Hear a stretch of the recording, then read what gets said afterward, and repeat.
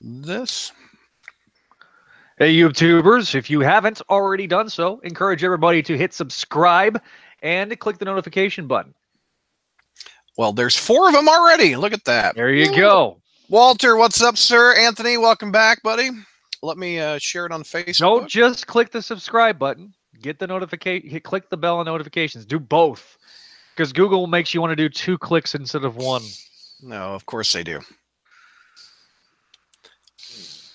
All right, we're live. Brad, do you want me to do the Patreon ad? Sure, feel free. Okay. And then what I can do is I can do the Patreon ad and then just shoot it to you. Is that what? Oh, no, I thought you were talking about to the YouTubers. Ask them how they can subscribe right now. Feel free. Okay. And we have a bit of news with Peter and myself about Patreon too. All right, so patreon.com/crawlspace. That's is the way to help the site. Now, every dollar that we we raise from Patreon goes directly back on the site. None of us are getting paid.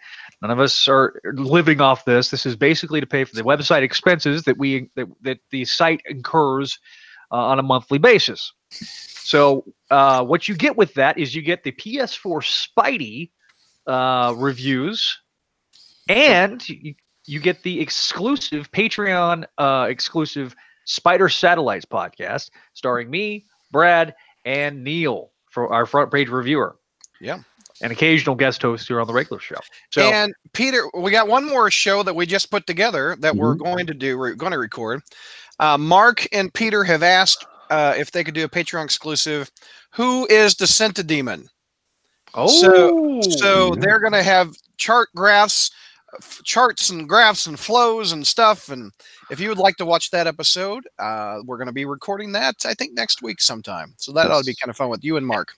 And there is going to be a new video exclusive review section for Patreon that is going to be discussing things such as Zach's Marvel Legends and Zach's Action Figure Corner. Yes, where I get to talk about the thing that I have been collecting on a consistent basis over the last couple of years. We're going to start with the Pizza Slice Spidey. Nice. We're also going to talk a little bit about Chinese knockoffs. Oh, all right. And is it worth paying $80? Wow. For a authentic Pizza Slice Spidey, or going on eBay and paying $15? Wow.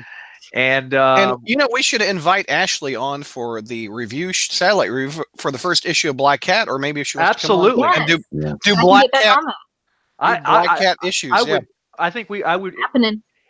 More estrogen on any of our programs is always a good thing. True. Well, we've already dipped into it. And I tell you right now, it's also a call back to Ashley and I's first interaction together was actually on the Spider Satellites episode. Oh, it was. That's funny. Aw, reunion. Oh yeah. Remember when we had to do what was it? Was it Spider-Verse that we had to do like 20 freaking books? Yes. 27. Yeah. 27. No, that was the sequel to Spider-Verse. I gotcha. We had to do like 20 books one night, and me and Ashley was so tired by the time we got. I think I've blocked it out of my memory. I think I was actually just asleep, and it's probably just all a fever dream now. Yeah. So. Walter has to go in the YouTube chat. Walter is good. Don't be a stranger, man. Come on to Walter, man. I missed you, buddy. Oh, you weren't here when Walter. We were talking about welcome back, Walter. Man, Walter. Well, I saw him in the chat. I just hadn't had a chance to really acknowledge him, buddy. I missed you, buddy. I have too. Walter, come on the front page, comment, go to the message board, come to the live chats. You're more than welcome. Yeah, I mean, we miss your cable guy ass. All right, we ready? Let's get through this. Let's do this. An hour and a half max. All right, let's go to bed. JR turns into a pumpkin. I work. Pumpkin bomb. I work nights now, so my sleep cycle is so effed. So this is all right. Here we go. Coming in 3, 2. Hey, Crawl Spacers, welcome to our Spider News for the month. Let's introduce the panel. We've got Zach. What's going on, Zach? Hey, it's good to be here. To be here from the beginning of the episode instead of showing up 30 minutes late. So there you go. It's all good. We've also got JR. If you 5 more minutes, he turns from a pumpkin to a pumpkin bomb when midnight hits, right? Yeah, I'm here to pick up George's slack, everybody. I'm sacrificing the rest of my night and probably tomorrow because I'll sleep till noon. So there you go. There you go. By the way, JR, quick tease.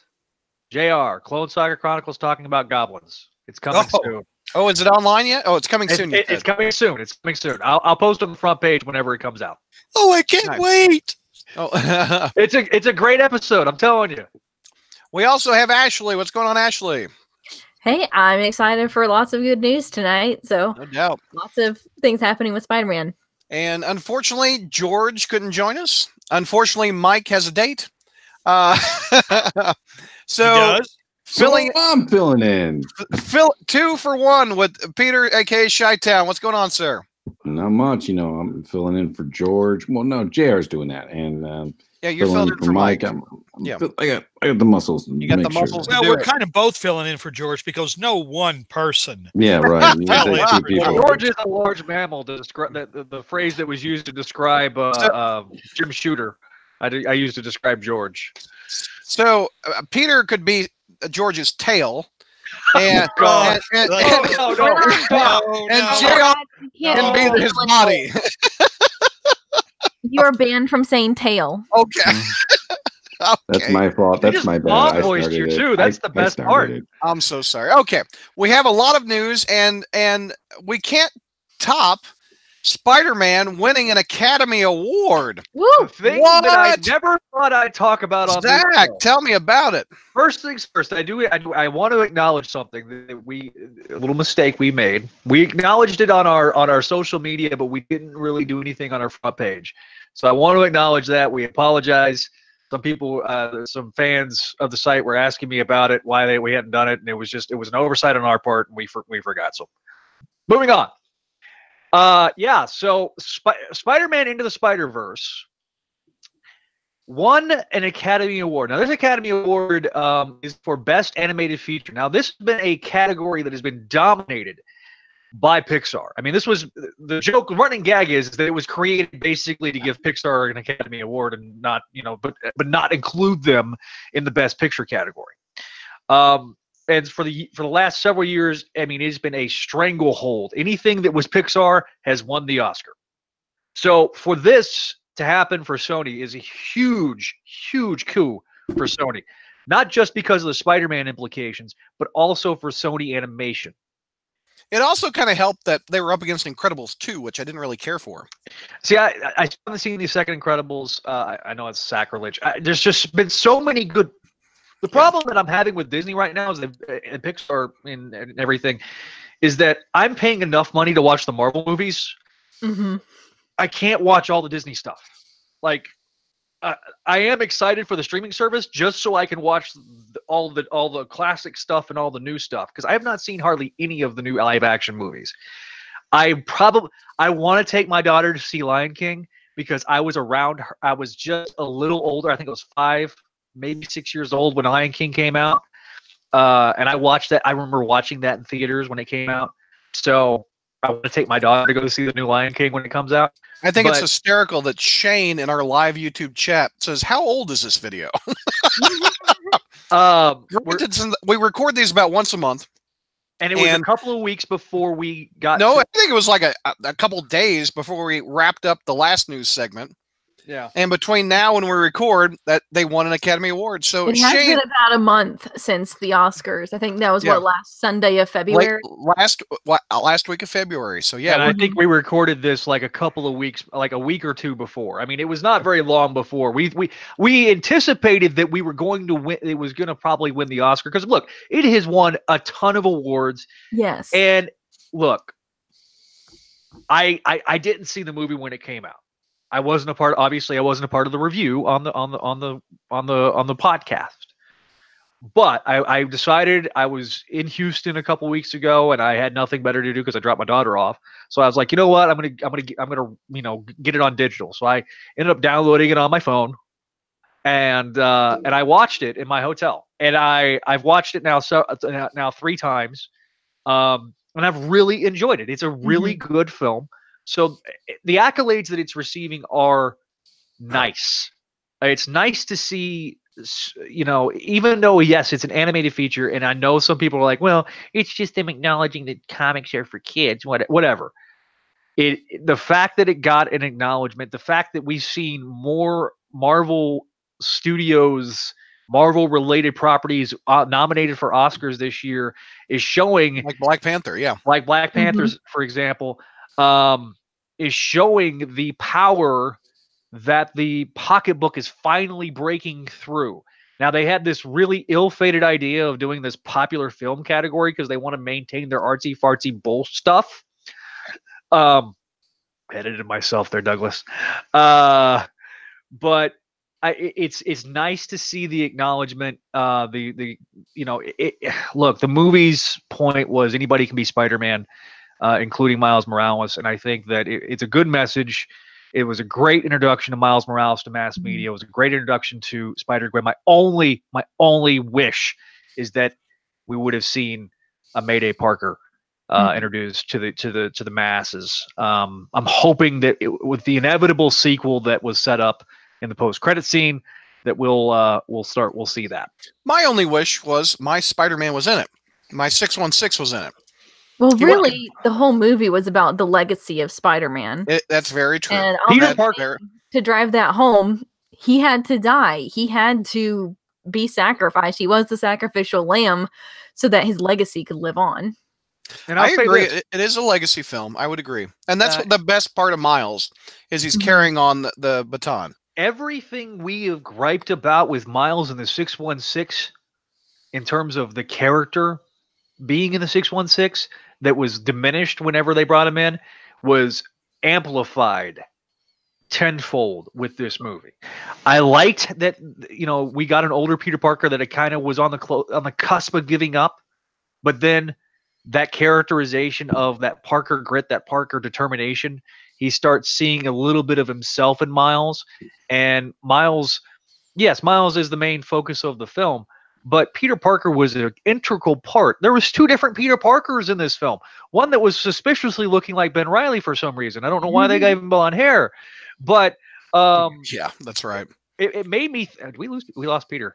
I know. He had to step out for a minute. I think maybe why they made him blonde is so that people didn't get confused and think, oh, Bum Peter is this Peter, like a past version or a future version. And they did a good Peters. They did a good job with Captain Kirk as Peter Parker too. I liked every voice actor that was in the film. I thought the animation's amazing. It gives that 3D feel without looking claymation. And I know that they're going to be open sourcing this, so that's, to me, that was a shocking thing. I would have wrapped that up and. I have to elaborate further on the animations. Like, really, this is incredible. So much credit to all the animators, and I'm so glad to see them get the credit because I think the technical prowess behind this film was a big reason of that led to it being to it winning the award because essentially was like a form of rotoscoping, but instead of animating over live action, they were animating over 3D animation. That's where that distinctive look comes from. On top of it was like visual jazz, just all the stylization. But the amount of work, the sheer amount of hours that went into this, it took them 1 week to animate 4 seconds. And it's like, what's the total runtime of this movie? Like an hour and a half or something. Yeah, 90 minutes. Yeah, full feature length. Wow. That's, nothing to scoff at. And we give Sony a hard time, especially after the Venom movie. But they could have went cheap on this. Well, they could have done a cut and paste Spider-Man film. They hired some writers who did the Lego movie. Yeah, they did a unique. They made it look visually cool, as opposed to what they do on the cartoons of Spider-Man on the television. But I'll also say this, Brad. There was this was a Hail Mary for Sony. Oh yeah. Sony did not look, they don't have much to go off of right now. They haven't had a lot of success over the last 18 to 24 months. The fact is that the Venom movie, as commercially successful as that was also a Hail Mary. They've been throwing these Hail Marys out because Spider-Man's all they have. Yeah. And it leads to that'll lead to my next topic when we get to it. But I just think that it's awesome. The technical expertise that it took to get this movie made, the risk that it took. Look, introducing a brand new Spider-Man that's unfamiliar to people beyond comics was a huge risk. The soundtrack was good. I mean, multiple aspects of this film. That Sunflower song's a hit. Yes. Yes. And that's like a #1 song now. Exactly. That is a smash song. I think that in the way that the Guardians of the Galaxy integrated the music so well in the MCU, they were able to integrate the music with Miles so well in this film. And again, credit to taking the best parts of Miles, the best parts of Gwen, the best at the core. I mean, look, was the Spider Cave a little ridiculous? Yes, but it was intended to be. Aunt May was cool in this film. I would have never thought I would see the Spider-Mobile on screen. Yeah, ever. I'll say this about Sony. This damn thing. This was a movie. They brought in Spider-Ham. I know. Oh my God. I mean, Spider-Ham. I would have never thought I'd find that in the movie. Yeah, I mean, Spider-Ham and Spider-Man Noir and oh my God, and Nick Cage as Spider-Man Noir, who kind of played him like Batman, 60s Batman, which was fine. No, he played him like a 70s detective. He played him like 60s Noir. Batman. They had to clean up a lot of Noir for this movie. Yeah, this was a sanitized version of Noir. Nick Cage. Okay. Poor guy got married 4 days ago and just had it annulled. Did you hear about that? Who? Nick Cage got married 4 days ago and annulled it today or whatever. Yes, I saw that. This is the same guy that forgot that April 15th is when you're supposed to pay your taxes every year. No, that's Blade.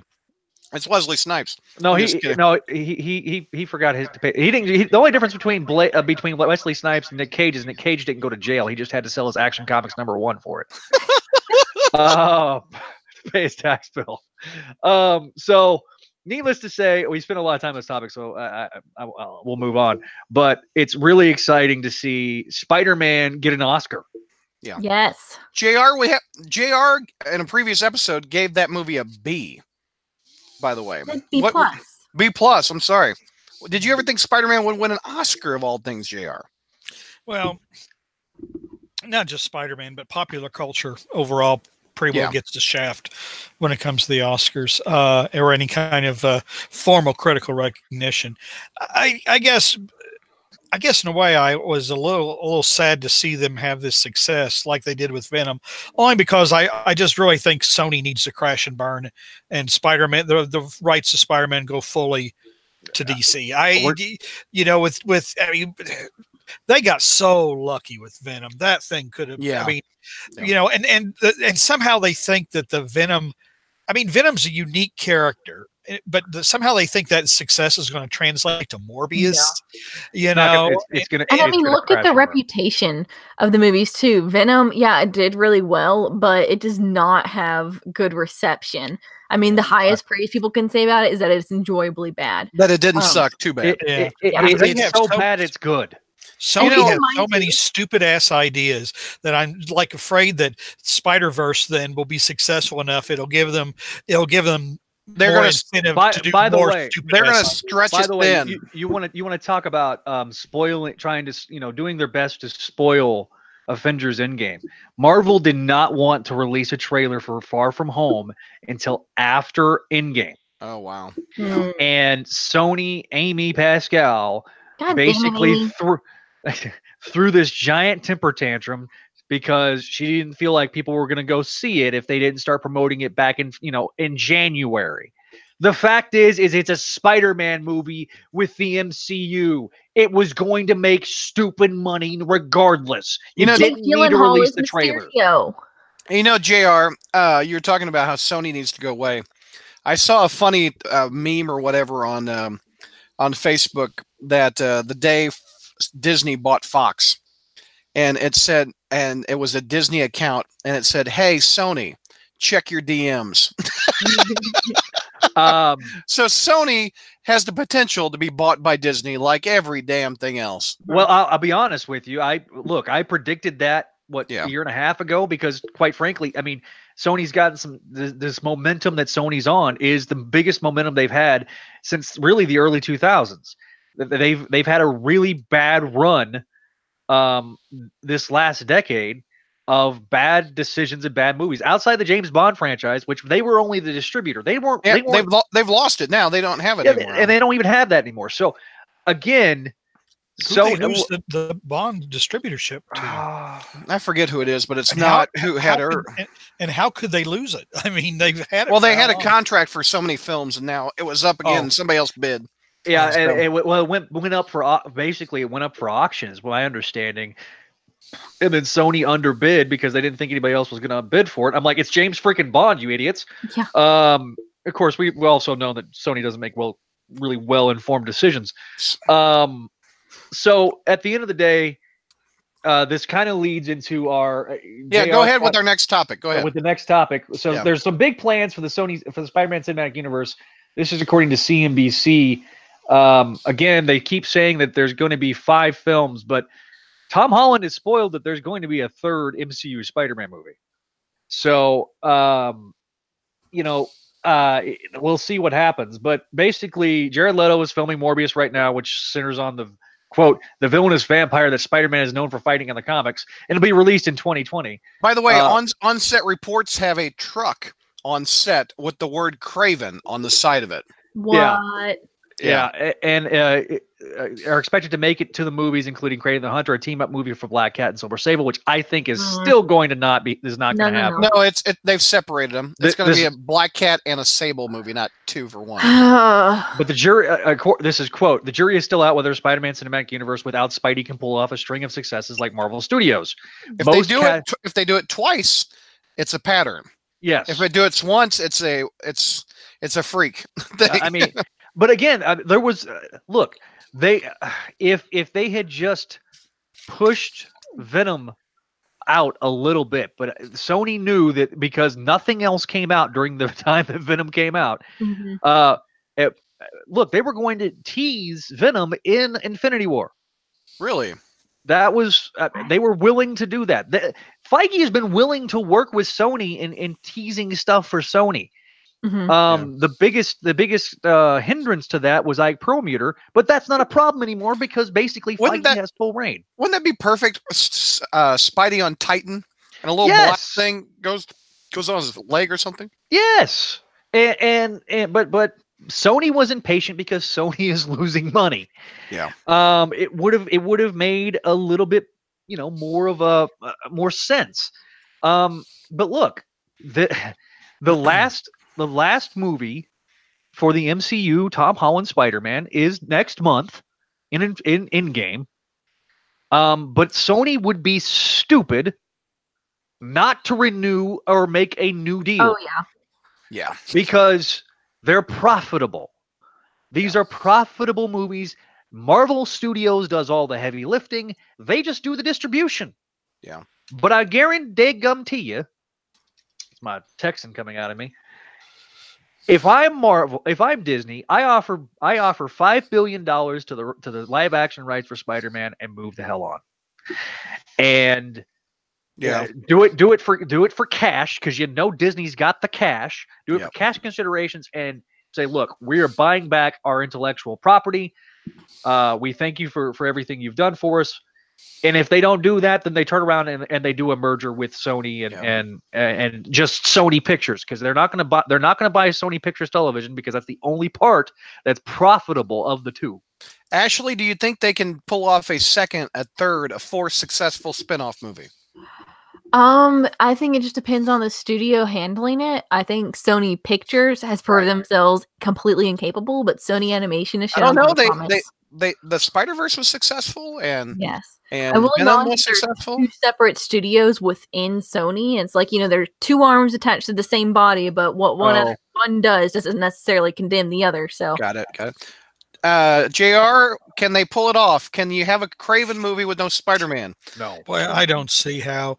I mean, to me, the only thing that worked, I mean, and again, I didn't see Venom, and fortunately, the family hasn't made me buy that movie and sit with them and watch it. But you're putting down on that one.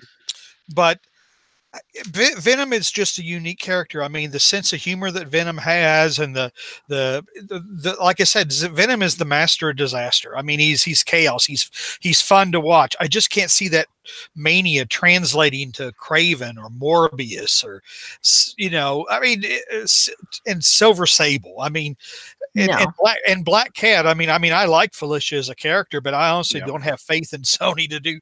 I don't have faith in Sony to do anything with the. I'm very scared of them handling her. You know, I mean, the biggest problem with the Venom movie is that there wasn't Spider-Man in the movie. Yeah, it was one of the There were biggest bigger problems. problems than that. Well, I mean, you're getting a Joker movie with no Batman. Yeah. Well, maybe you're not. Maybe you're. I mean, and Sony. I mean, Disney has tried to buy the rights back to Spider-Man. They have tried. Sony won't do it. I mean, and Sony, at the risk of sounding, I mean, I did actually read this. Okay, I'm not making it up. But one reason Sony hasn't sold or given up is because being Japanese controlled, it's all about saving face. And if they sold or, you know, closed up shop or whatever, they would lose face.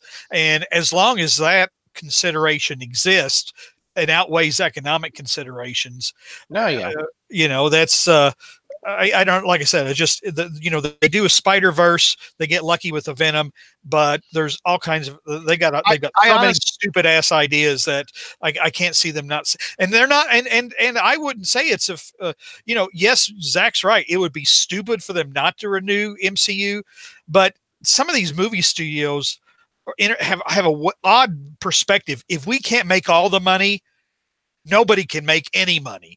You know, and I just remember when they tried to bring this is probably irrelevant to everybody else, but me and a few. But they've tried, you know, years ago when Darren McGavin was still alive, others tried to bring Kolchak back, and the studio would not license it because they want Chris Carter wanted to have Kolchak guest star on the X-Files, which would have been awesome. Yeah, but the studio, it's like if we can't make money with this property. Nobody can. I mean, that was one of Ike Perlmutter's points, was that because they wanted to put the Avengers Tower or the Osborn Tower in the Avengers movie, but Ike Perlmutter vetoed it because they weren't going to make any money off of that particular little bit. And Perlmutter said, if we don't make any money off of it, then we're not going to do it. And incredibly short-sighted. I mean, it's amazing how some of these people who are I mean, they're not stupid people, but they're so, I don't know. Had ASM2 not been a failure, look, I like Tom Holland a lot, but we would have had Andrew Garfield would have been in the MCU. Oh, yeah. Real quick before we move on, I want to hear JR's thoughts of his worlds colliding.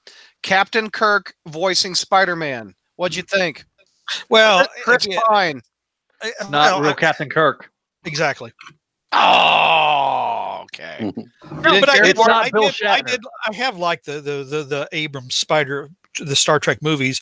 Unfortunately, I mean, Abrams and Paramount screwed that franchise horribly. They had something special after that first movie and thoroughly screwed it.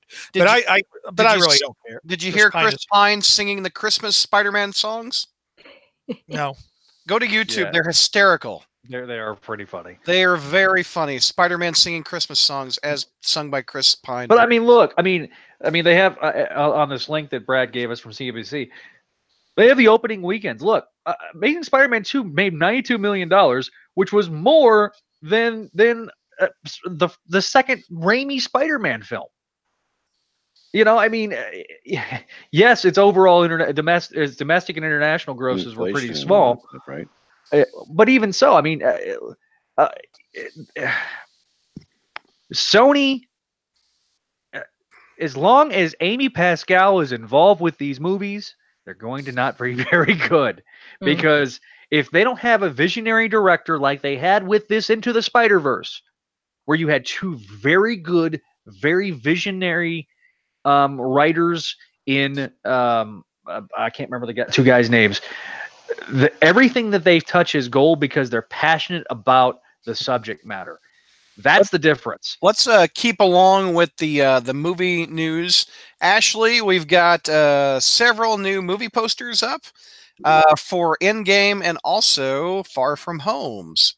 We do. Give me a second to pull them up. Okay. I like the upside down reading the Italy one, reading the Italy map. Is that it? Yeah, reading the map of Italy. But yes, we have 3 new posters for Far From Home, and each one features a different major city in Europe. This is their school trip where I'm like, I'm jealous. My high school never had anything like a tour of Europe. Man, what kind of, high class private school is Peter going to? I went to some crummy school in Texas, and we got to go to London my freshman year. There you go. So. Okay. Well, this first one is he's hanging over a bridge in Venice as the gondolas pass under him, and he's just got a travel guide on Italy that he's reading upside down. The second one has him in front of the I'm not good with landmarks. Does anyone know? No, I don't know. I don't know which city? That's what we're trying to find out. Hang on. The middle one where he's not with Uncle Ben. I mean, Uncle Big Ben behind him. That would be Parliament. Parliament. There you go. That would be Parliament and Big Ben. Well, no, yeah, the third one's clearly London. He's on top of the middle one is what we can't figure out. Scaffolding. Hang on, let me pull that. I'm thinking it's Germany, but I could be wrong. It's not. I mean, it's not the YouTubers. Can you help us? No, they can't help us. Okay, this is from 5 days ago. Anyway, did you like the Uncle Big Ben? Come on. I worked hard on that. Thank you very much.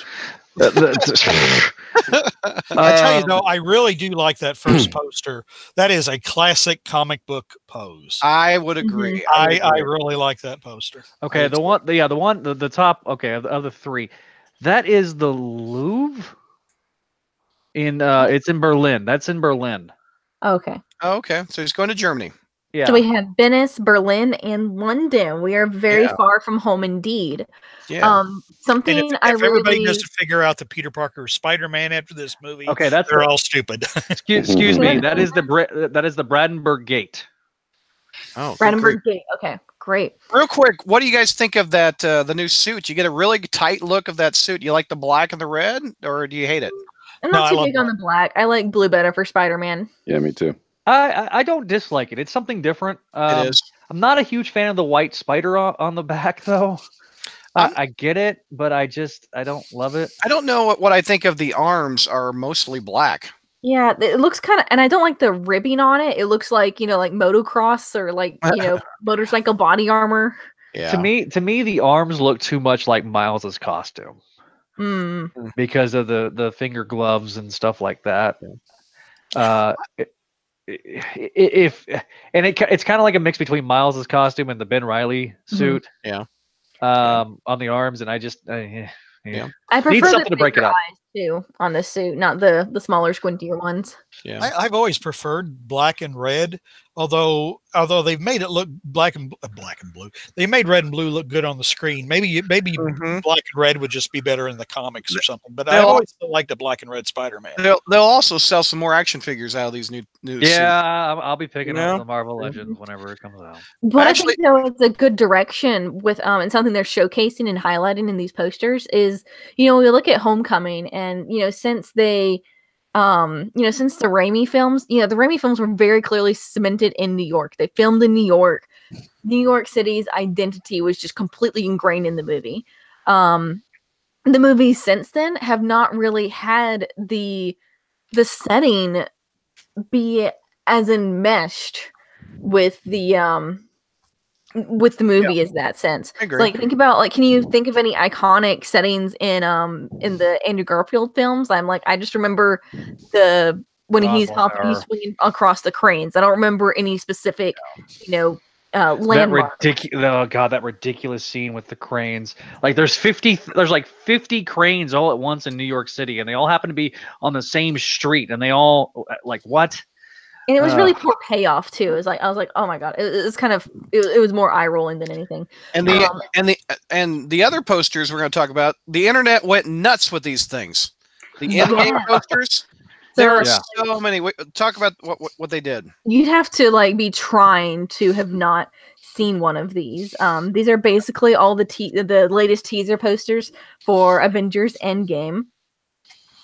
Let me open them. I mean, we've even the Spider-Man crawlspace.com Facebook page. If you don't follow us on Facebook. Oh, speaking of, we just hit 4,000 fans today, by the way. I was wondering when we were going to get there. Congratulations. We just hit $4,000. Yeah. Mm-hmm. But I did share the Avenge the Fallen, but it's got Willem Dafoe yelling "Avenge me!" Oh yeah. Yeah. Some other funny ones are John Wick's dog. Avenge. I thought that was hysterical. Bing Bong from Inside Out. Yeah. Remember Bing Bong? Bing Bong, Bing Bong, Bing Bong. What's another one that was funny? Oh, Ned Stark. Yeah. And on our former castmate, or he's welcome anytime, Donovan, he was shared on BuzzFeed for a tweet he put up where he put Avenge the Fallen and he put in black and white the cast of the Defenders. Oh. I thought that was absolutely hysterical. Yeah. Yeah, I saw that on his.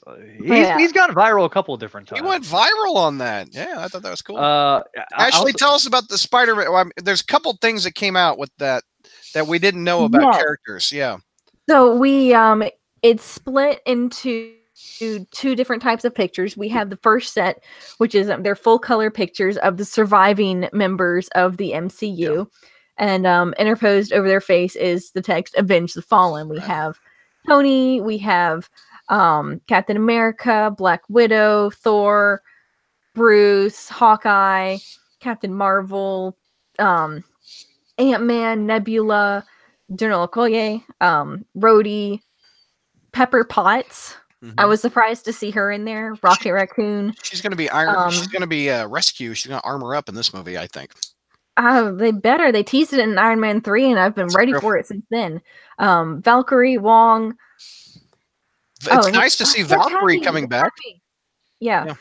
Happy. And that's like all of our main cast who is currently alive right now. Yeah. And then the ones that have really had the internet kind of just in universal mourning are the black and white pictures of those who have fallen. We have T'Challa, Star-Lord, Gamora, Doctor Strange, and Peter. Yeah. We have one that's that was in that list of the dead that we didn't see on screen is Shuri. Shuri. Yeah, we learned by these pictures that Black Panther's sister died. That it got confirmed. Yeah. Teen Groot. Yep. And then the last one is blank for some reason until you realize it is just Drax standing so still that he has actually become invisible. Oh Lord! And if you look, it's 14 and 14. I think it's an even number of how many are alive, how many are dead. I thought that was interesting. 29 pictures. Let me see. Oh, I thought it was 14 and 14. Also, there is a Chinese movie poster for Endgame that came out with the Walking Dead Spider-Man in the front. You saw that? So there's that and the heroes. So anyway, Nick Fury is front and center, and that's also the first look at the new Captain America costume, which got the chain metal. I did not notice that. I'll have to look at that. Yeah. It's I've got it pulled up on. I got our official Facebook page pulled up right now, and I'm scrolling through it. And I mean, it's also our first time we've seen Clint on a poster. Oh yeah, Thanos snapped his hair off. That's what happened to me and Peter, by the way. Damn Thanos. Sure. Yeah. Mine's starting to fall out. Uh-oh. So the final count we had is 15 remaining and 16. Oh, I was off then. Okay. Something that was interesting is that included among the fallen are those who passed before the big snap. So we had Gamora, who was killed, you know, in Thanos' quest to get the Infinity Gems. Spoiler. Right. And then we have Loki, who was killed at the beginning of the movie. Spoiler. Right. Yeah. So, in less than 30 days, this movie is coming out. So, what are your plans to see it? Opening weekend, everyone, or what are you going to do? Yes. So my plan, I work that Thursday and Friday night. But that Saturday, you best believe me and my buddies are going to go watch that movie. Dude, you got to see it that weekend. Otherwise, the internet is blowing up. You're going to be spoiled. Yeah, I'm avoiding the internet for 2 days. Yeah. JR, what's your plans? When are you going to see it? Depends on what Spencer's plans are, to be honest. Because I won't go without him. So yeah, no doubt. Peter, when are you going to see it? To speak for George that he's not going to see it. But I think I'll see it maybe 2 or 3 weeks after it comes out. Why so late? How are you going to avoid the spoilers? I'm always busy. Spoilers don't bother me. They just don't. I just know it's Iron Man Jr. on vacation. So. Oh, Ashley, what's your plans? Opening night, is that what you said, or opening weekend? Opening weekend, we have some friends coming down. We're gonna see it with them. We actually have a Cinebistro that opened up just across the street from us. What can you eat there? Oh, what can't you eat there? When you watch the movie, I want one of those. I think those would be awesome. They have Wagyu sliders, like Wagyu beef sliders. Oh, what's a Wagyu? What?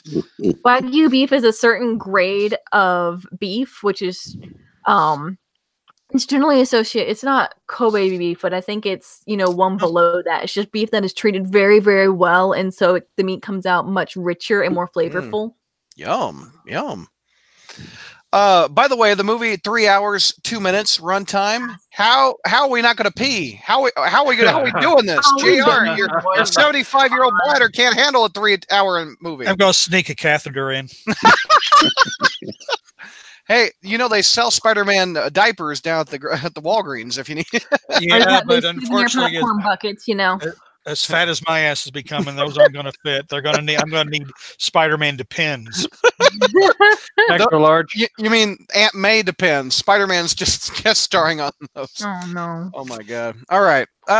Next topic. Let's see what else we got on this. Oh, I've gotten off the message board. There it is. What should we talk about? Ashley, Black Cat ongoing. Black Cat is getting an ongoing. We got to talk about that. That's pretty big news. This is not a drill. Black Cat is going to get her own ongoing series, which kind of harkens back. She got her own mini series. It was 4 issues. I can't remember the year. It was a while back. 1996. No, there was after Big Time. There was one.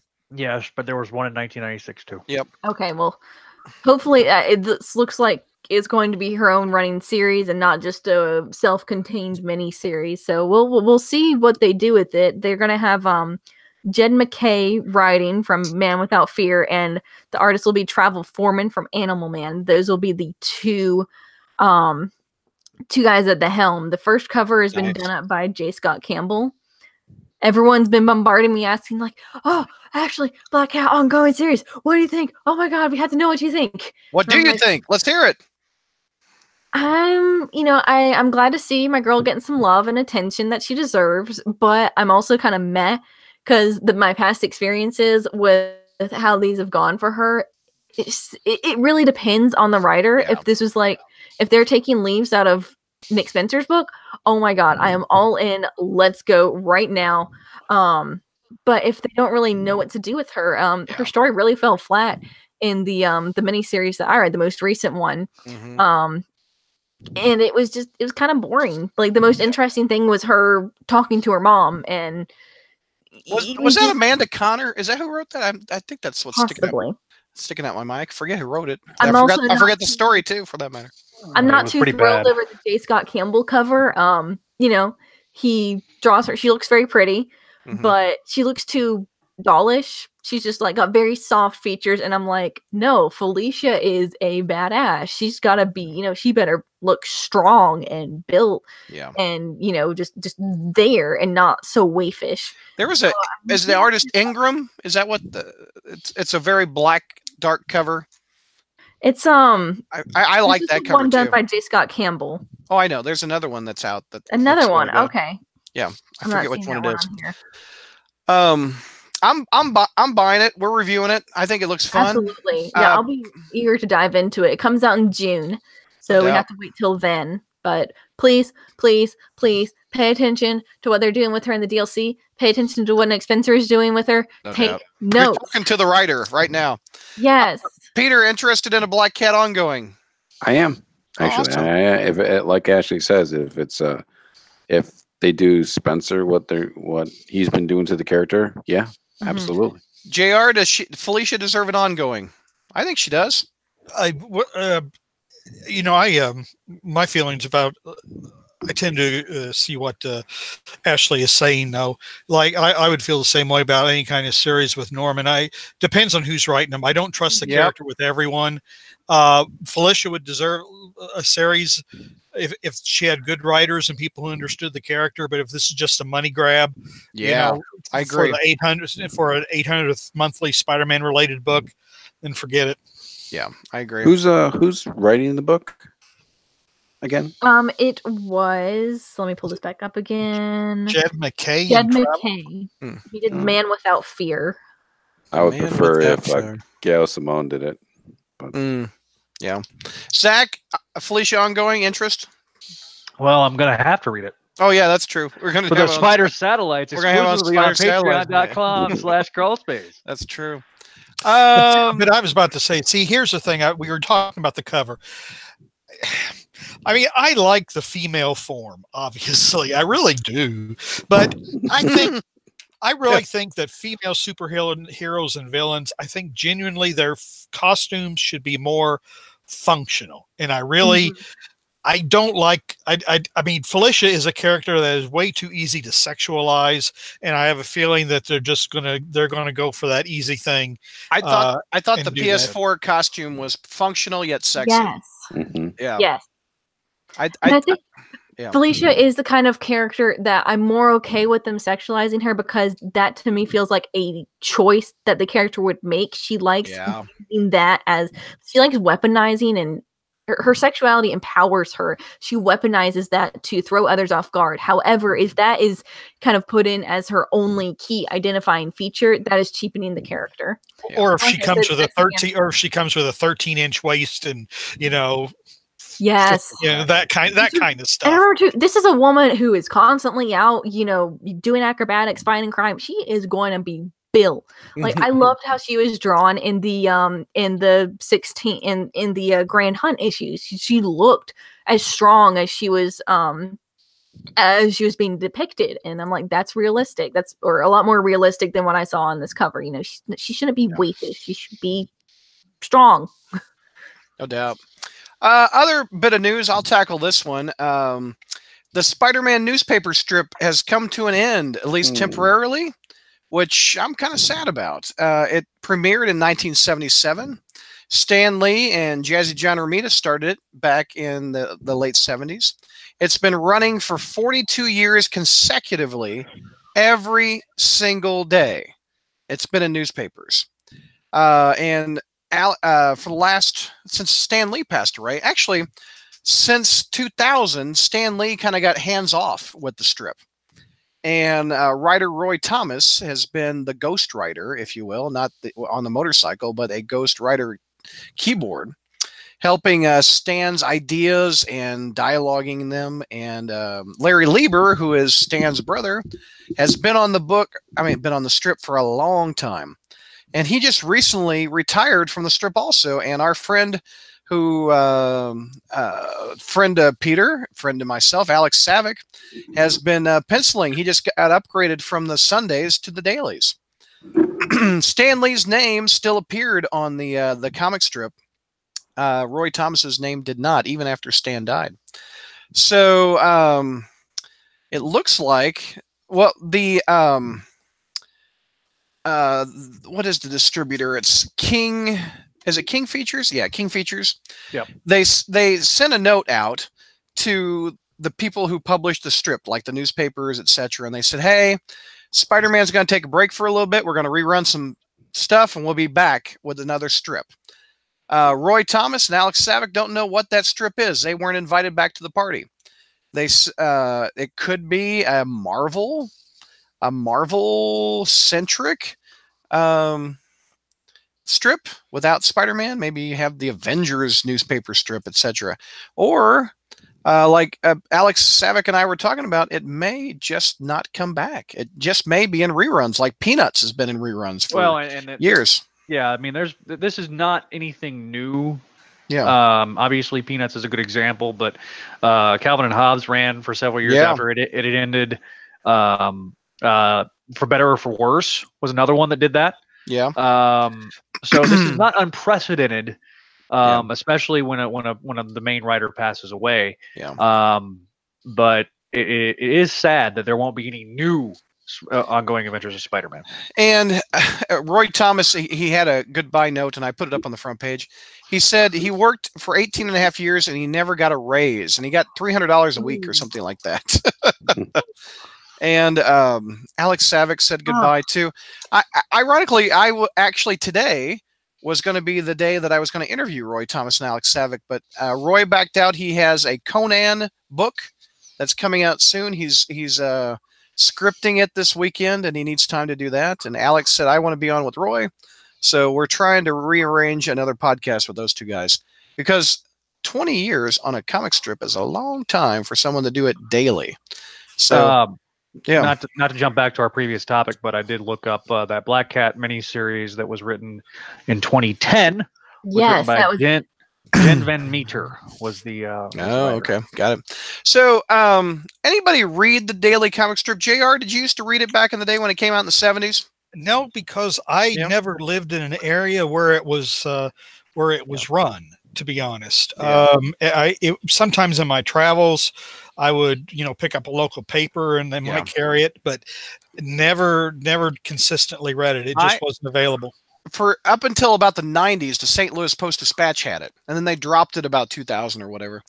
But I remember mid-90s, there was a thing called the Mutant Agenda, where it crossed over with the comic strip, and it had a comic book. And in the back of the comic book, you could paste or put your cutout newspaper strips in there. Mm-hmm. And so I did that. My grandparents had a subscription, still do, to the Post-Dispatch. So I have those strips cut out. Yeah, that was one of the. I mean, that and the obviously the wedding. The wedding tied into the wedding has ties to the comic strip. Stan Lee said, "I want to get married in the strip.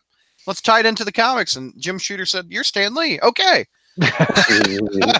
How do you say no to Stan? And one thing I learned about in researching this in a couple years ago in the newspaper strip, they rolled back.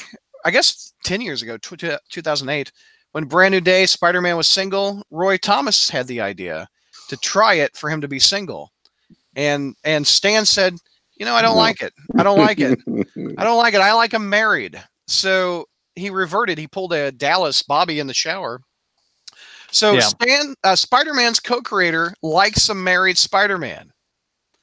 And the newspaper strip was the last place you could see that consistently, a married Spider-Man. And a lot of people are upset that the married Spider-Man is not represented daily or as much as it used to. What do you think of that, Peter?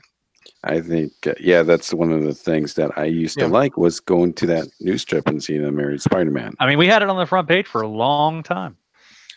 Yeah, that was when I read it. Ashley, did you ever read the newspaper strip?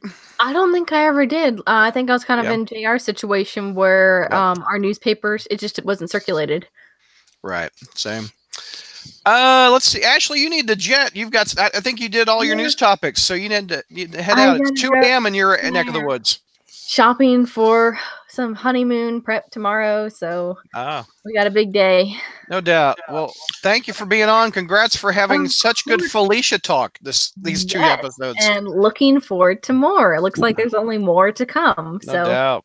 All right, girl. Talk to you next month, actually, probably. See y'all. See ya. Bye, Ashley. Bye. Okay, so any other? I had my honeymoon right after my wedding, so I got it all over with as quick as possible. Any other thoughts on the strip ending? I guess this is a sign like the newspaper decline. I mean, yeah, I'm surprised it lasted this long. Really? I mean, and all those other instances, though, that where Zach referred to as a them recycling the strips or whatever. I mean, every one of those was a very creator-owned personal strip. I mean, Peanuts was Charles Schultz. For Better or for Worse was Lynn Johnson's life. Calvin and Hobbes, that guy was kind of strange anyway. But Bill Watterson. I laughed when I was a kid, and I laugh even more when I read him as an adult. Yeah. Calvin and Hobbes is one of my all-time favorite strips of all time.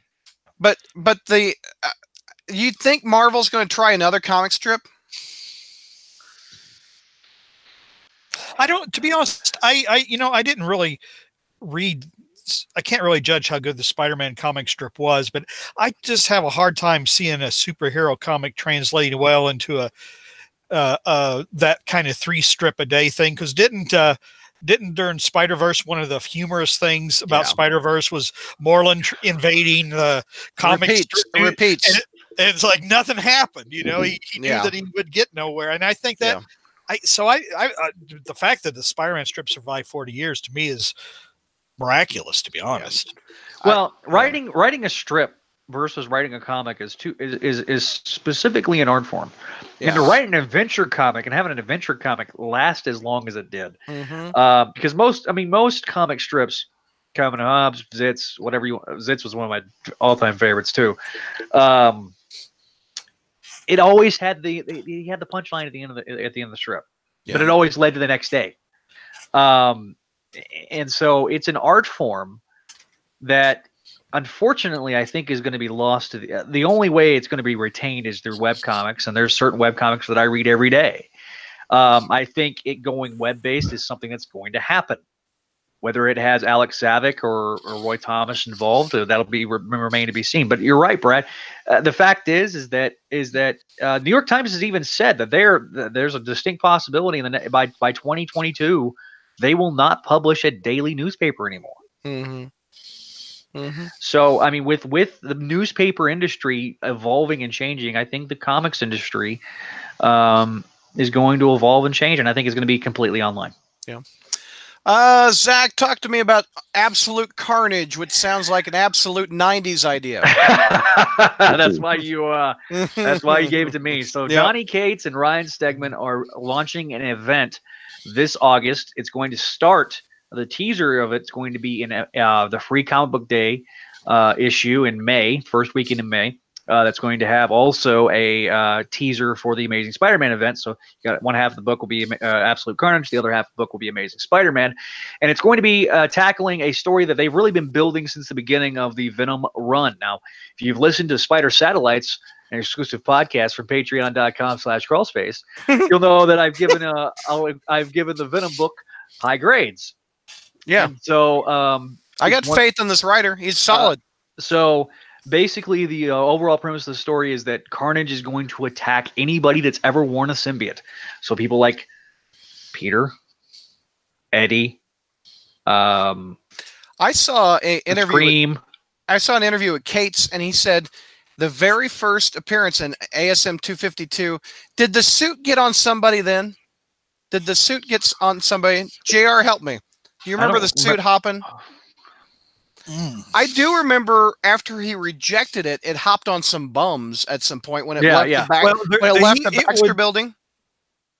I remember, for example, when Peter was sleepwalking, and I think there was one time it hopped on somebody and was flying her, and someone said, "Boy, Spidey's put on a lot of weight or something." Yeah, because it was just their average middle-aged guy or whatever. So that guy is potentially going to be in this series. I mean, anybody that's ever worn a symbiote.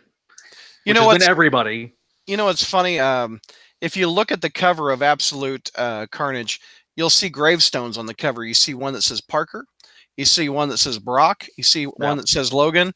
And they put 112 people in one grave called Avengers. However many people are in the Avengers grave. Yeah.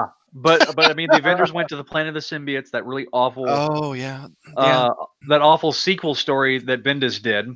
Well, they were also in that Venomized miniseries that we didn't even tackle on Satellites. Yeah, which was awful. Yeah.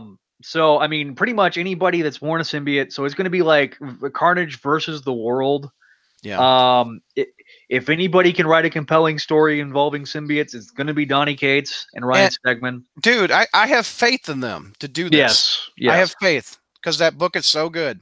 Look, that means he's coming after Norman too, I suppose. Ooh, there you go.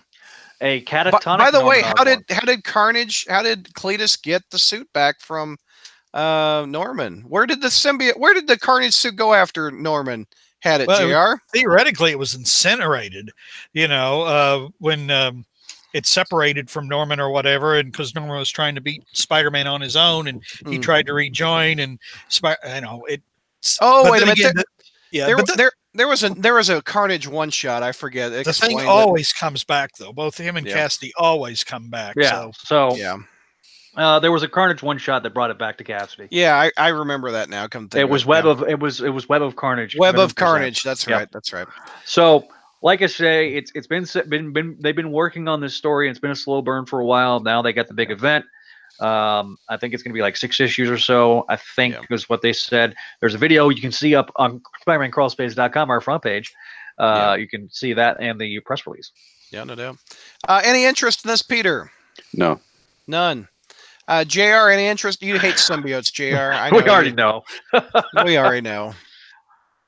I particularly don't like Carnage. I mean, I know you don't like Venom. Carnage is even more of what you hate. I see Venom's appeal though, but Venom the thing is, I guess when Venom was popularized and became the lethal protector, then that kind of left a bad taste in my mouth. I've just never liked Carnage because the guy's it's like the guy's a constant serial killer, and it's like, wow, how do you make that character an anti-hero? People keep lapping it up. Well, let's keep with the comic book theme. JR, Marvel is flooding the market in June. Why is this Spider comics? Yeah, I was a record number of comics, man. Marvel flooding the market is not news, that's for sure. That's old. But boy, again, this is more, George. This is more slack I'm picking up from you for you. I think George could probably do a lot better with this particular story than I could. But in a way, it's a little. There's a few other things at work here that, one. The Spider-Man Homecoming movie is coming out. So yeah, in that this isn't like, Marvel just saying, well, we're going to publish 20 somebody get Peter the Heimlich or whatever, Don't you have like family that can take care of you or something, Peter? I mean, but of course, actually, I take care of my family. Mine would just let me die so they get the insurance. But it's not like Marvel's going to publish 23 Spider-Man titles a month ad infinitum. Okay. Some of it is obviously, although they'd want to probably. Yeah. Okay, but they're including these true believers. Yeah, that's a little bit disingenuous. There's 10 true believers, which are just dollar reprints. Yeah, which is is kind of cool.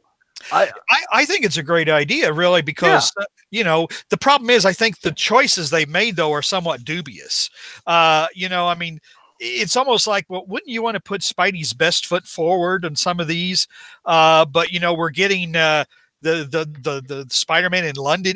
I guess that because it goes with the Spider-Man Homecoming theme. Yeah, I guess but it's not. It's an unremarkable story. That's the thing. And you get a Suck It JR issue. You get ASM. You get Amazing Spider-Man #1.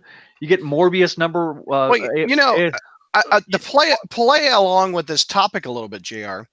I guess I should have shared this link also in the thing. The recent War of the Realms comics are coming out. If you look in the little chat window, I put it there. In order to read the War of the Realms, you're going to have to spend $110 in May alone to read it. So there is War of the Realms, the regular series. There's War of the Realms Strike Force, the Dark Elf Realm. The War Avengers, you have to buy the Land of the Giants, the League of Realms, the War Scrolls, the War of the Realms Punisher, War of the Realms New Agents of Atlas, War of the Realms Journey into Mystery, War of the Realms Uncanny X-Men miniseries, Venom, Fantastic Four, Giant Man, War of the Realms, as Guardians of the Galaxy, War of the Realms, Thor, Unbeatable Squirrel Girl, Moon Girl and Devil Dinosaur, Champions, Tony Stark, Avengers. All those you have to read to understand this story. So why, I guess is my question to you, JR, why is Marvel flooding the market with so much side crap? You're asking me. We've been asking that question for years. Yeah, that's true. You know, the problem is people have obviously have still bought it, or else they wouldn't be doing it. I don't think they are buying it. I think the comic sales are down, and I don't think things like this help it. But people aren't outright. See, here's the thing: people aren't outright rejecting it. They're not. Okay. I mean, because obviously somebody is buying it. It's kind of like when we griped about Spider-Man during One More Day. We kept buying it, right? Yeah. I mean, I guess we bought it so you don't have to. But and that's the problem. Marvel keeps feeding the stuff to the same old zombies. Eventually the zombies are going to die, and our pockets are going to be empty. We're literally going to die. So we've given up trying to understand Marvel a long time ago, or I think we have. This thing with the Spider-Man comics, though, is again, it's not. The headline's a little misleading because, like Zach was saying, 10 of them are the true believers, the $1 reprints. Which even 10 comics of Spider-Man is a lot a month. Okay, so I just added 10 of them are reprints. I mean, though, that are $1 a piece. So I'm sorry. What's the number? 23. So you take 10 away, it's 13 comics. 13. Okay. But it is. I mean, it's still. But also, again, they've done this before with the Spider-Man movie. So yeah. But okay, yeah. I mean, the Marvel. What are these? What's this idiotic? What are these idiotic Spider-Man City at War and Spider-Man scaly reptiles? Okay, that's just stupid. All right, so City at War is the video game based in the video game universe. The Marvel Tales Spider-Man $7.99 is 80 pages. That's also another reprint comic. Who's gonna pay $8 for a reprint comic? That's just effing stupid. Oh my god! That reminds me of when during the 2000s, during the reboot era. If you remember the Spider-Man Universe book, where it basically reprinted each issue, the issue of Amazing. It was like the 3 issues that came out like 2-3 months ago as like a reprint. If you missed that month, you got that month's comics basically in one package. That's what that reminds me of. But I went ahead and decided to add up the entire price of the comics. And if you're watching us via YouTube.com, $80, huh? $80 for just the Spider-Mans? For just the Spider-Man books. Okay. That did not include. Now, I did not include the War of the Realms tie-in, but that's it's Reptilian Rage, that's Friendly Neighborhood, that's Superior, that's Amazing. Yeah. Also, all the satellite books, Marvel Team Up, the Ghost Spider book, the Champions. So outside, I mean, if you add War of the Realms, it's like $85. Jonathan in YouTube chat says Marvel knows that they can keep milking the readerships with more number ones. I think that trick is gone. I don't think people show up for number ones as much as they used to. What do you think? They show up enough. That's the problem. Enough. And as you know, I mean, for the last 5-10 years, we've had Amazing Spider-Man annual number 1 every year. Yeah, like that doesn't make a number 1 doesn't make me want to buy it anymore like it used to. The trick is gone for me, and I've been buying for 40 years. Peter, what's your thoughts on this? Why does Marvel flood the market with titles that are just ancillary, and you don't have to read all these to understand the whole story. Right. They could be milking Far From Home. That could be. I mean, this is 100% Far From Home tie-in. Right. Or what if we talk about the Thor? The events are even bigger with the side titles for this than I've ever seen. Yeah, and maybe there's something happening in Amazing Spider-Man storyline that they want to get the fans, put up. We don't know what's coming in issue number 25. So that could be something that's going on there, and that's going to shock all readers. And then they're producing all these other dollar amount comic books to get backstories. I mean, honestly, the True Believers books have things like the spider armor and like Spidey Goes to London and stuff that might ancillarily tie, like the sinister secret of the symbiote. Those books are like $1. I mean, those I guess are I'm $1. talking more about the War of the Realms that are $4 a pop. Well, Nobody's buying that. Nobody's buying that. I mean, enough people, I guess, JR, are buying it to print. I'll be honest. I think Symbiote, or it's not Symbiote Spider. Obviously, you got a couple miniseries in there. Life Story by Zdarsky, which the first issue was actually really, really good. And what's the other one? Symbiote Spider-Man. So obviously those are 2 ongoing miniseries. So you can scratch those out. Obviously, I really think that they're trying to get to 12 issues on Superior Spider-Man, because I just don't think it's going to last past issue 12. Just my personal opinion. Maybe issue 18 to get a 3rd trade out of it, but it looks like that they're kind of burning through those issues with, like they did with Ben Reilly, the Scarlet Spider, where they were doing twice a month shipping to kind of get it out in a year's time and be done with it. All right, let's tackle another topic. What else we got? What haven't we hit? Peter, talk to me about Orlando's getting a new Spider-Man ride. Orlando is not getting a new Spider-Man ride. Who is? Actually, Disneyland and global Disneyland locations are getting... that's California then. I'm sorry. Yeah, California will begin this new Spider-Man ride. Since they're cashing in on the Star Wars land that's going in Orlando, they figure it's going for Marvel too. So over here, the Avengers are setting up a new headquarters and training facilities around the globe to inspire all potential recruits willing to step up and become something. As part of the global initiative, Tony Stark has founded the Worldwide Engineering Brigade, which is also known as WEB for short. So there will be many attractions that include Spider-Man, Doctor Strange, Ant-Man, the Wasp, Black Panther, and others. That's cool. The Spider-Man ride will probably be either like a walk-through interactive or maybe like a swinging ride. The reason why they're not doing this in Orlando because Universal still has the rights to the Marvel characters. And in this ride in California, there's a new Spider-Man costume, which looks kind of slick. Yeah, there is a new Spider-Man costume, and they're going to show like enhancements of it. That looks really neat. It's got a bigger looking web on the front end. Mm-hmm. It's got web shooters that have like almost like quasars. What are the quasibands? I guess negabands, or what are those called? I forget.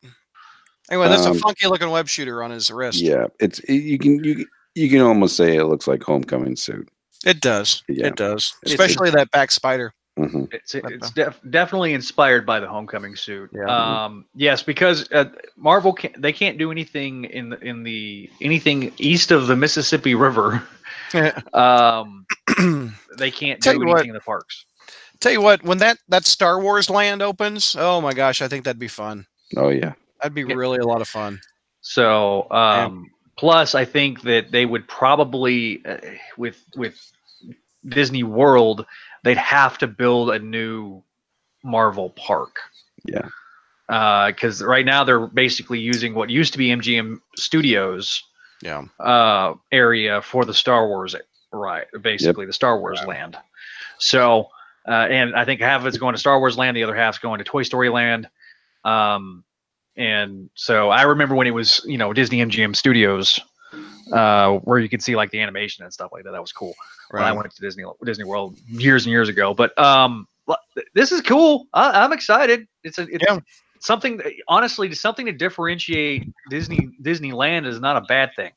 I tell everybody, if you do Disney, go to land first and then World. Don't do it backwards like I did, because you just find yourself being disappointed because like Disney World's just like so much more. So much more. So. Okay, I'm back. Hold on a second. Let me turn my camera back on. Okay, so I've got a couple topics that are off the wall. I didn't want to share the wealth with JR. I did want to share the wealth with JR. So I was surfing eBay like I do.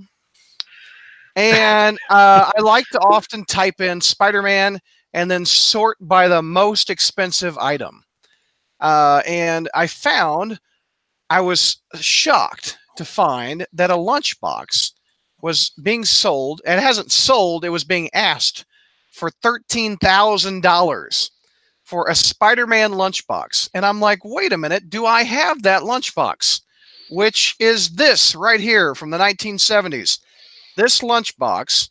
Evidently, they were not going to go for this original cover, which features Spider-Man, and you've got Thor, and you've got Captain America here. They were just going to do a giant Spider-Man face and keep the Fantastic Four on the back. And by the way, since I'm this is, if you're listening audio, you should go see the video. YouTube.com/crawlspace. There you go.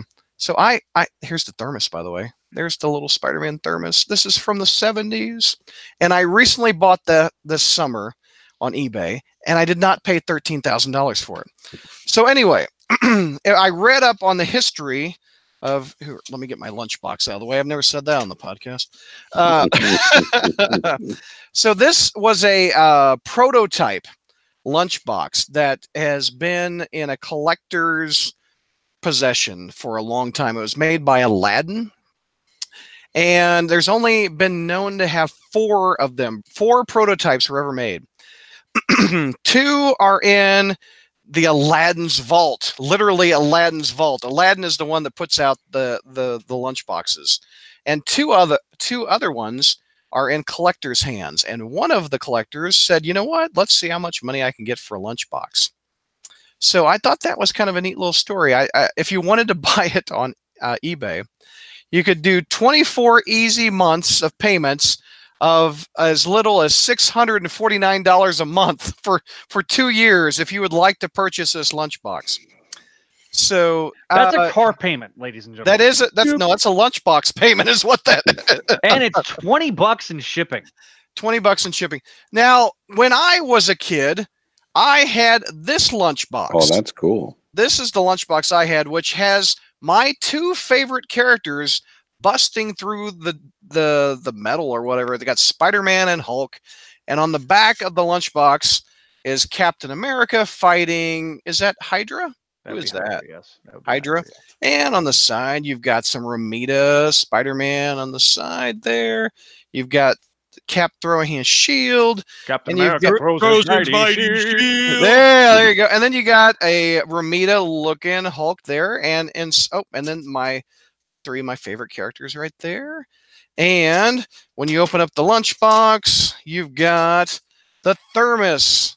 Now this is, I bought this one on eBay also, because my original lunchbox got lost, and my folks used to watch. That's really way in too good a condition to be. I know exactly. And like most parents, they wash this thing. They put it in the dishwasher. This one still has nice, vivid colors on it, and it had this little thing, which when I was a kid, I thought this was really cool. Here, you can hear the sound. Hear the sound? And that's the little, that's what Zach did on the last episode. I was about to say, the only sounds I hear are Zach rooting around in his basement. He's rooting around. So here's the question. JR, if money was no object, 13 grand for a prototype Spider-Man lunchbox. Go. Would you do it? If money was no object, probably not, because he shares it with other superheroes. You know, in fact, the first lunchbox that you held up, I had that back in the 70s. Oh my gosh, you did it! It has. I did. Wow. I don't know what happened to it. Yeah, I had that. That's so cool. It's got the trademark of 1976 on the bottom. Yeah, but the thing is, like, Spider-Man's not swinging from his web; he's swinging from a rope. You know, just yeah, it is. And yeah, it does have a lot of other heroes on it. It's got the whole Marvel U of the time, including. So, did you guys have a lunchbox, a Spider-Man lunchbox as a kid? Well, I didn't have a Spider-Man one, but it's ironic that you bring this up. Okay, because I had 3. Oh, you've got that's back when lunchboxes were crap. This one you could hit your friend with. That's a plastic one. This is the good stuff, man. Yeah. So you got Batman. You got a Batman box. And then that iconic TV show from the 1990s. What is that? Oh, not the mama, dinosaurs. You got a dinosaur. You're such a 90s kid, man. And then what 90s kid didn't have this one? Which one? Let's see it. Turtles. I bet it's Turtles. Oh, Power Rangers. You had a Power Rangers lunchbox. So we were cleaning out the attic when my parents were getting ready to move. Yeah. and they found these. And I haven't. I keep meaning to list them on eBay to see if they're, especially the Spider. I bet you this one will probably sell. Power Rangers. Peter, did you have a lunchbox? I did have a lunchbox. What'd you have? It wasn't Spider-Man though. What's the old man digging? Oh, of course, JR had that lunchbox. This 1979 motion picture lunch. Hold Star that Trek. Thing up. Let's look at that thing. That Star was Trek yours. Yeah, this was by the time I had stopped using lunchboxes for real, and I had bought it as a collector's item. But it came out, but and it has the you got the of course thermos. It has a real crappy ass thermos. Oh yeah. But let's see here. What else do I? Oh, I was just storing something else in there. But yes, that's so funny.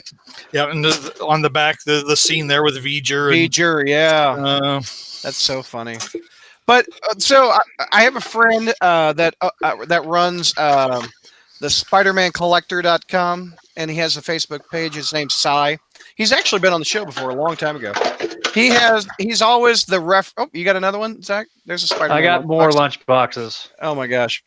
So I was talking to Cy, and he has actually heard of this $13,000 lunchbox. He's got one of the biggest Spider-Man collections of all time.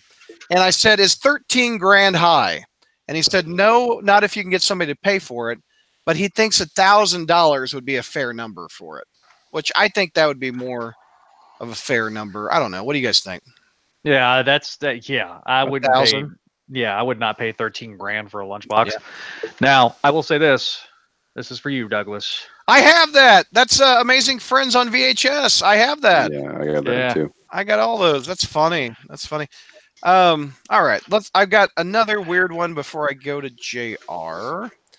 I have a more modern one. I mean, this is Amazing Spider-Man 2. So they do make these lunchboxes still. I've got one we hang on our Christmas tree all the time. It's a little bitty thing. Yeah, I've got one that it's the DC characters. Yeah. And it's got Batgirl, and every time I hang it up, I think of Miss Stella. Okay, so George isn't here. Can I please get an intro for this segment? Up next, it's Ditko News. All right, Ditko News. So over at even when he's dead, he's making news.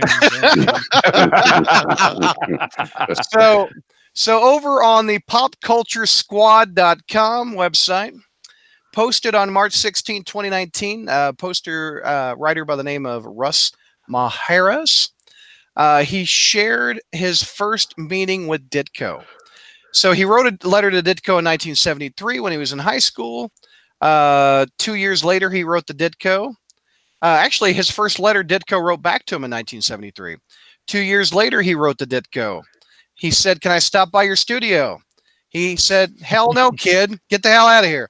And so then he said, "You know what? I'm not going to write to this guy anymore." So 28 years later, in 1997, he wrote to Ditko. He says, "Mr. Ditko, I was in the Air Force. I was a technician. I'm married. I've got kids." He asked for an interview for his magazine. Again, Ditko said, "Kid, I said 28 years ago, leave me alone." So he wrote a few more letters to Ditko, and nothing in particular. He talked about working when he was stationed in Korea in 1998. And let's see. So he had a business trip, this guy, Russ, to New York City. And he called ahead and said, "Can I stop by your studio?" And Ditko said yes.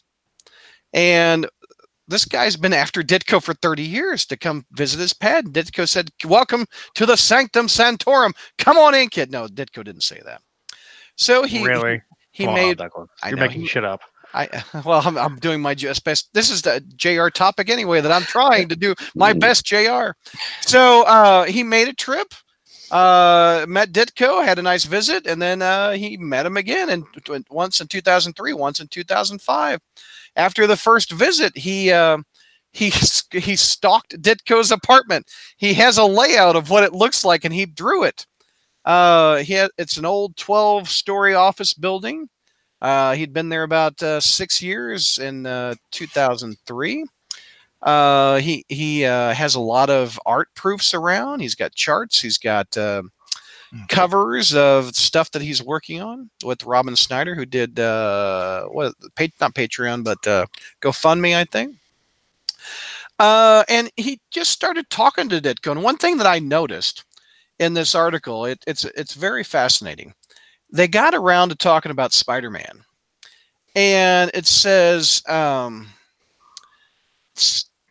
Ditko did indeed see the very first Sam Raimi Spider-Man film. And this guy says that Ditko had mixed feelings about it and said it was too dark, and he did not like its portrayal of the military and businessmen. So I'm thinking to myself, what portrayal was there of the military and the businessmen? And it's got to be the Norman stuff, JR. Well, yeah, probably. Yeah, I mean, which I mean, it's kind of funny because I mean, you know, Norman was the original evil businessman, but I'm sure he didn't like the military because Ditko's always been fairly right wing. So you know, he probably didn't like the portrayal of the military general being an asshole or whatever. So I just wonder how he saw it. I wonder if he saw it on television or he went to the actual theater when it came out. But I'm anxious. I'll never know. His second meeting, there's some Spider-Man involved. He was asking about what Lee and Ditko, how they wrote those early Spider-Man stories. And it's the article says that the Spider-Man story development in the early ages of Amazing Spider-Man with Lee went as follows. Ditko and Lee would have a story discussion. Ditko would leave, pencil out the story, and then inside the panels, he'd write in the panel script, suggesting dialogue and narration. And then he'd bring it into Lee, and they discussed the story from start to finish. Ditko would annotate changes outside the panels, and then Ditko would leave. Lee would then write in the final dialogue of the book, and it would be lettered. Ditko would come in, take the pages back, and then make any changes during the inking process. Ditko said that Stan Lee wanted a Spider-Girl after a few issues. He had no long-term vision for Spider-Man, says Ditko. He never thought about what he would do with the characters from one issue to the next. He'd just say, quote, let's make Atuma the villain. And Ditko said he would have to talk him out of it. Ditko said he started doing the plots all by himself around issue 18 or so. At around the same point, he said Lee stopped talking to him, so he just plotted the remaining issues in his amazing run with no input from Lee. And it says Ditko felt the credits should have read written by Stan Lee. They should not have been written by Stan Lee. They should have read dialogue by Stan Lee. Ditko said he was absolutely going to make Norman Osborn the Green Goblin. There you go. There is proof from an actual visit. Yep. In that meeting, he says Ditko said he was setting up Osborn, which is why his son Harry was introduced as Peter's classmate in college. The Green Goblin face was based on medieval goblin gargoyles one might see on an old building. And Norman Osborn's first appearance was at a club with J. Jonah Jameson, and he was unnamed. And I asked Ditko about Osborn's unique hairstyle, and he said he wanted a look that was a distinctive and different to set Osborn apart from other characters. He added that such clarity was an important part of the story communication process. And he said the three-part arc in Amazing Spider-Man 31 to 33, where Aunt May is dying, was intentionally designed to occur just as Peter started college for maximum dramatic effect. So he was a freshman, he's got a lot to deal with, and his aunt's dying. And the robots in ASM 37 were designed to be a step ahead of robots designed from the future. So what do you guys think of that? I think that's fascinating that Ditko opened up to this dude. He essentially got an interview with him. JR, hit me. What do you think of that Osborn? That puts it to rest for me. Ditko wanted it to be Osborn. Yeah, your first question was about, this guy essentially got an interview with Ditko. The thing is, this article is so long, I haven't read it, so I don't know how he built up to it.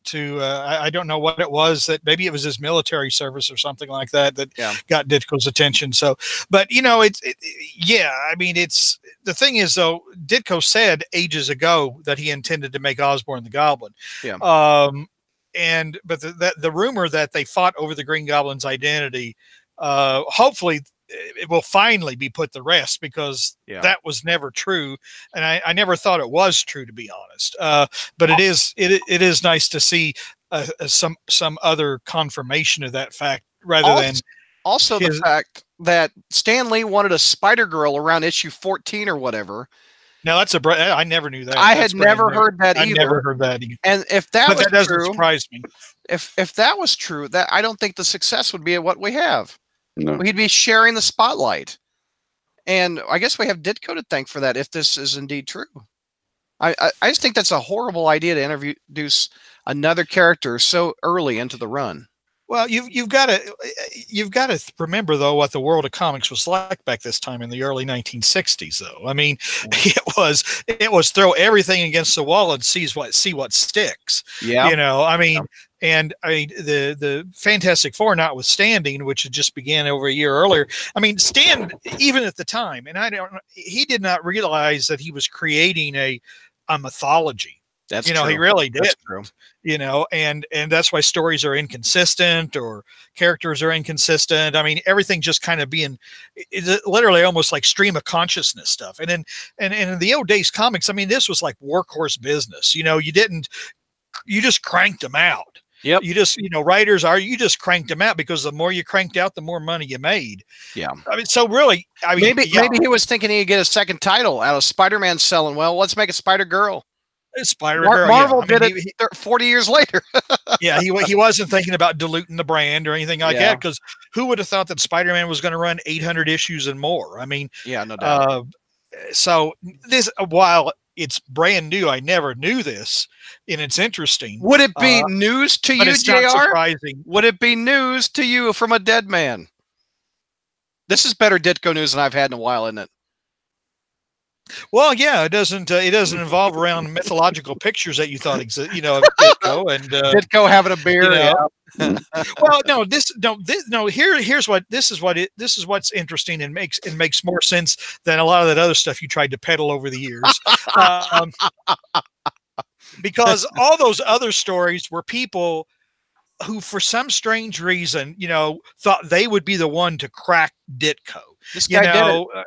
And it's like, oh, I tried to talk to Steve Ditko, and he didn't talk to me, or he gave me really weird ass evasive answers, or he gave me a copy of Atlas Shrugged, and it's like, well, what do you expect? This guy's been the way he's been for decades, and you somehow think that you're the one who's he's gonna say, all right, kid, you got me. The whole story. I'm gonna tell you the whole story. No doubt. But this guy actually apparently did crack it a little bit, cool? And does give us some interesting information. Well, so, I think it's only appropriate that this type of story comes out after his death. I think it respects the man's privacy. It respects the man himself, because he wouldn't have wanted this to come out while he was still alive. Mm-hmm. Peter, any thoughts on that one? Same as Axe. Yeah. All right, JR, you got the last two. Which one you want to tackle? Which one you want, buddy? Let's get the I would say the most boring one out of the way first. Okay, I want you to end strong. Get the boring. Which one's the boring one? The boring one, the silly one, is the cost of superheroing. Okay, that's fine. What's the cost to be Spider-Man? Well, see, that's the problem. It's not the cost of being the real Spider-Man. Oh, that's true. First of all, this website, it's the true-cost-of-heroism.com. Right. And basically, I think this has been done before. This is not really new. What would it cost to be a superhero? And for example, it gives, what Batman's salary. I don't know where he gets any of these figures, to be honest. What Batman's, Bruce Wayne's worth $9.2 billion, which actually I think isn't Bruce Wayne a trillionaire now or something like that? But anyway, how much his house cost? How much his Lamborghini cost? Mm-hmm. There's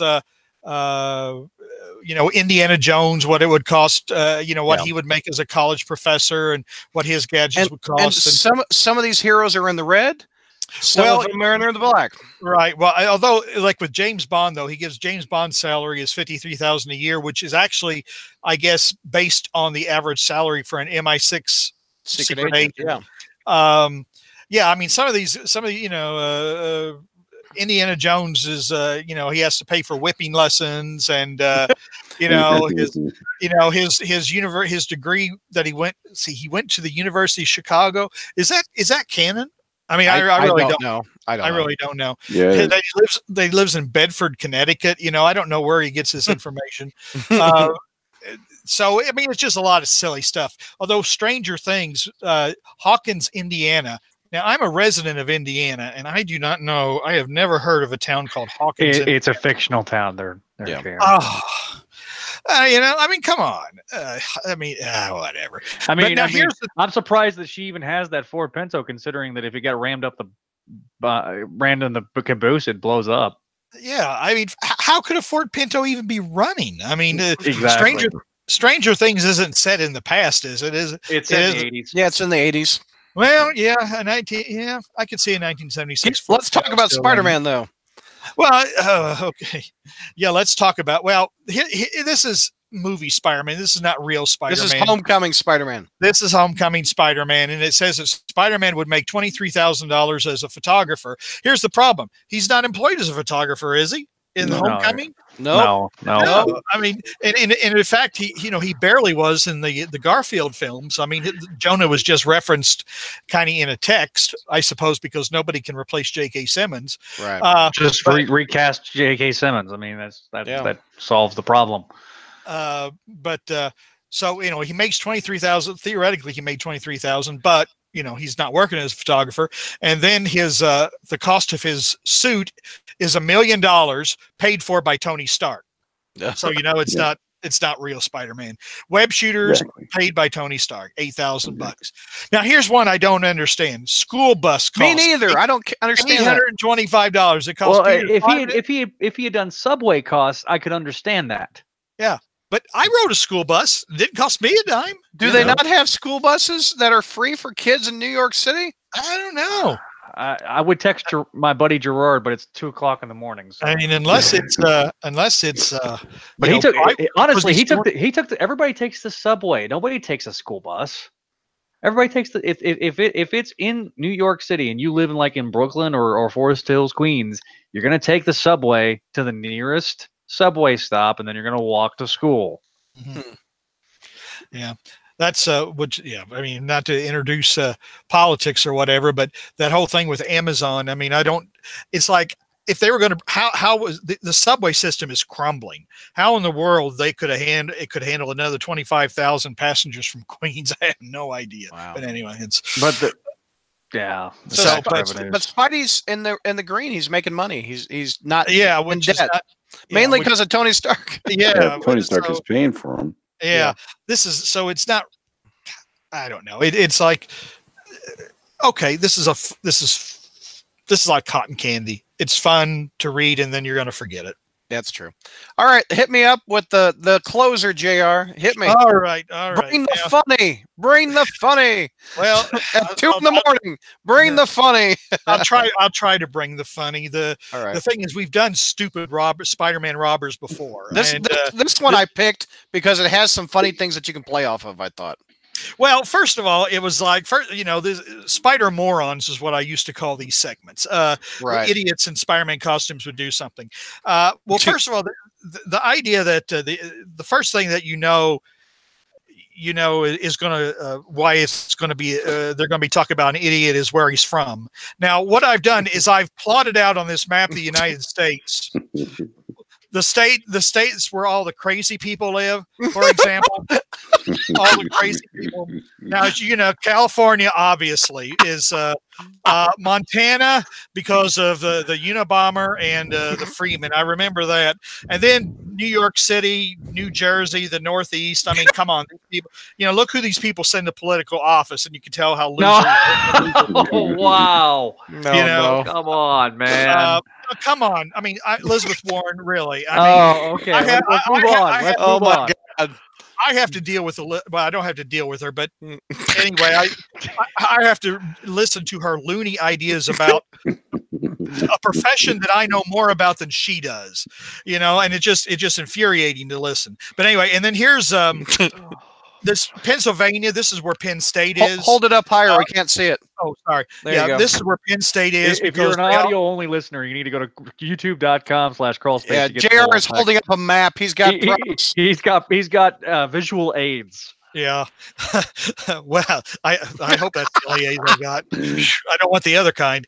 But so anyway, this is where Penn State is because they rioted when Joe Paterno got fired for aiding and abetting a pedophile. So we'll just riot, because we have no brains. And then.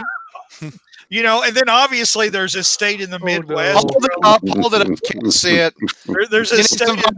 There you go. There's a state here in the Midwest that is, a whole lot of loonies come from. And you've heard me talk about them. I mean, they voting for dead guys. I know. They vote for dead people. They send crazy guys who don't believe in science to political office. They have safe spaces for college students. But this story doesn't take place there. This story takes place in obviously one of the craziest states in the country, Florida. Florida, and I don't think anybody will disagree on that. Okay, real quick, JR. The YouTuber says Californian here can confirm it's full of crazies. Anthony says New York here. Yeah, we only use school buses for school trips, so they don't have school buses. There you go. I told you. And Anthony says, "Oh, it's an AIDS joke." Ha ha. Yeah. Here in Chi-Town, Jonathan Brandmeier said we're all crazy in Chicago. Oh my. Okay, so I love how the one I didn't include Illinois in there, even though they keep electing crooks for governor. I guess I should have said all your governors go to jail. This poster wants to know why. And despite overwhelming evidence, you can commit a crime in Illinois and not get. I noticed you didn't inflict any embarrassment for the great state of Texas. Even though Zach is there. Well, I figure that George balances him out. Now, why is Florida crazy though? First of all, it's the homo Joshua Latin Bertoni. That's the first thing. All right. Well, why is Florida crazy? The YouTubers want to know. No, really, Google it. I mean, because there's a you could literally put there was a thing on Facebook. Yeah, this is where they send all the old people like Eskimos down to Florida. It's your next destination. Anyway, ever since those people didn't know how to vote, the whole thing with the hanging chads, that came from Florida. I mean, people who, you have a whole state of people who cannot read a ballot, apparently. But there's a whole bunch of stories about Florida being crazy. But anyway, there's an actual Florida Man challenge.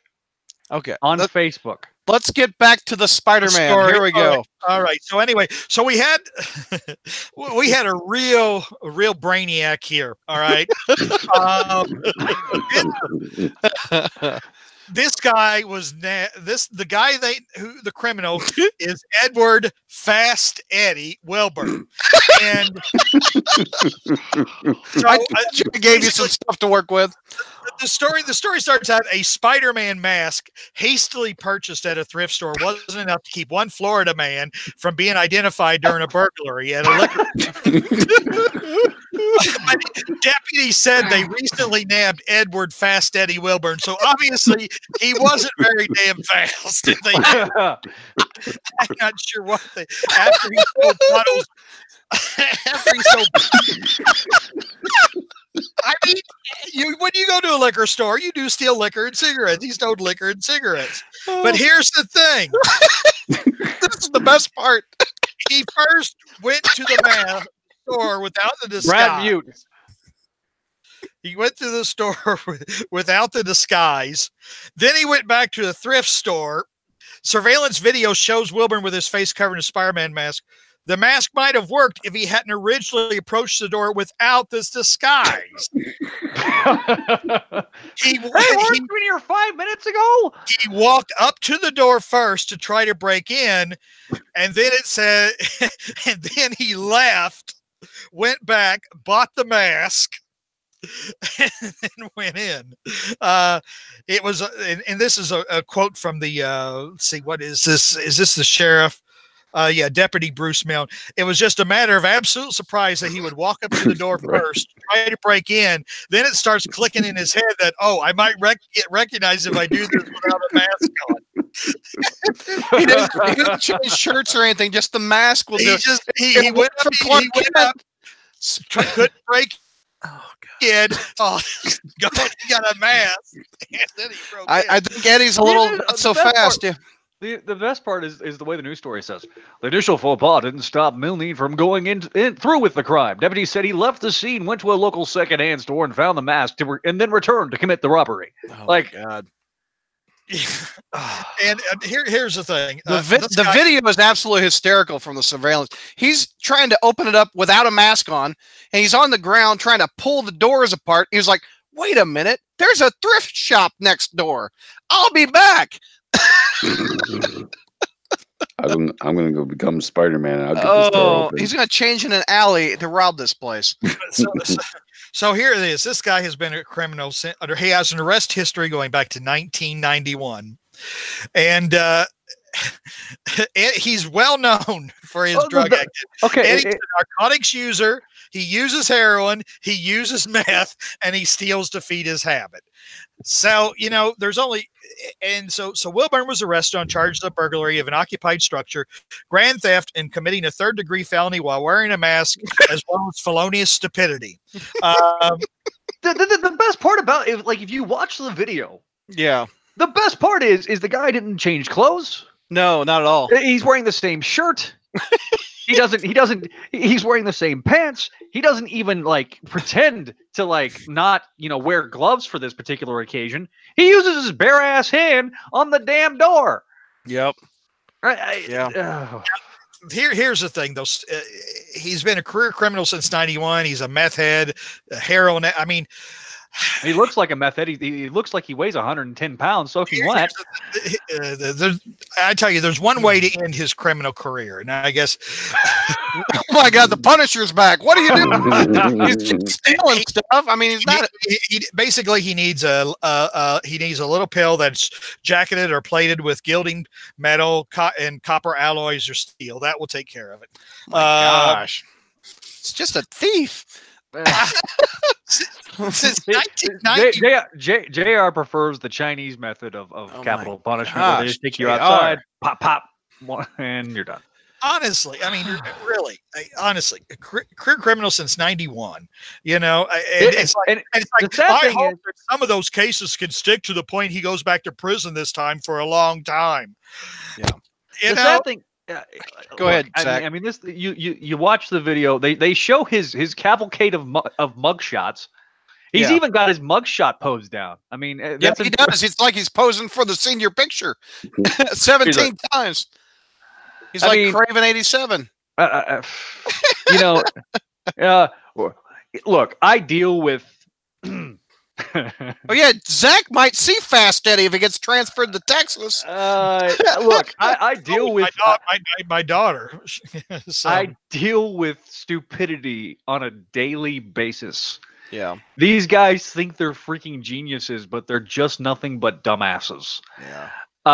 This guy obviously something is up with Florida. I don't know what's in the water. I mean, the fact is there is I mentioned it before, but there is a Florida Man challenge. If you Google Florida Man followed by your birthday, you'll see what outrageous headline pops up as a sort of personality. Man.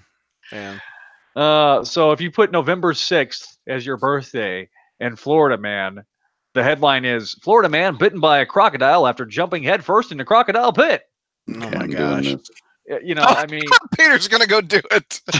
I mean, it's just one of crazy those things. It's just. Before any other thoughts on that one, JR, you did an excellent job. Excellent job. What do you say? Tune in again to Spider-Man Crawl Space for another edition of Spider Morons. Spider More. I love your segments. They're great. By the way, again, here's the map, folks. See if you can identify all the states that have crazy people, and maybe we'll have one about this, a special on this state. Yeah, that's the show me state. I'm about to show you something. JR, do you have? I have a question. I know you've got a Excel spreadsheet for Spider history. Do you have one for Spider Morons? No, I do not. No, I do not, because when I should go back. Well, the Saginaw, Michigan, or where was the Saginaw, Michigan? What was that one? If you go to the funny crawl space moments thread. Oh yeah, on the message board. On the message board, the last post that Hornacek did was the Saginaw, Michigan, the infamous Saginaw, Michigan. Oh my gosh, that's so funny. The thing is, it's easy to go back and see what issues are covered in the Spider history. It's not so easy to go back and pick up Spider Morons. Yeah. We'll have to leave that as a side project for Hornacek. Yeah, no doubt. Hey, before we go, I meant to do this at the top of the episode, but I will do it now. We have iTunes reviews, Zach. Oh boy. Oh, here we go. 2 of them. Hold on for the Florida Man challenge. Oh yeah, go ahead. For my birthday, naked Florida man reveals a video sneaking into a restaurant and munching on ramen.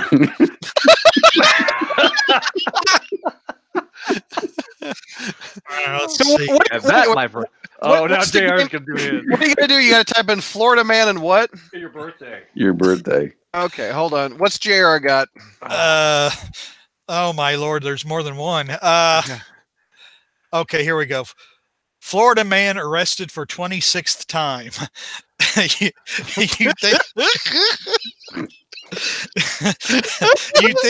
you think being arrested 25 times would teach Florida man a lesson? You'd be wrong. Oh my God. 32-year-old guy was arrested. You could see all 26 of his mug shots.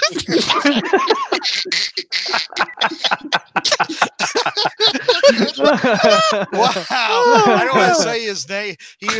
His rap sheet dates back to May 2010 arrest for marijuana, DUI, drug equipment, possession. Some of his previous charges include larceny, contempt of court, loitering, multiple counts of probation violation, check fraud. I tell you, boy, this guy, he looks like Dolph Lundgren in this picture. And then he looks like Chris Pratt before he lost weight in another one.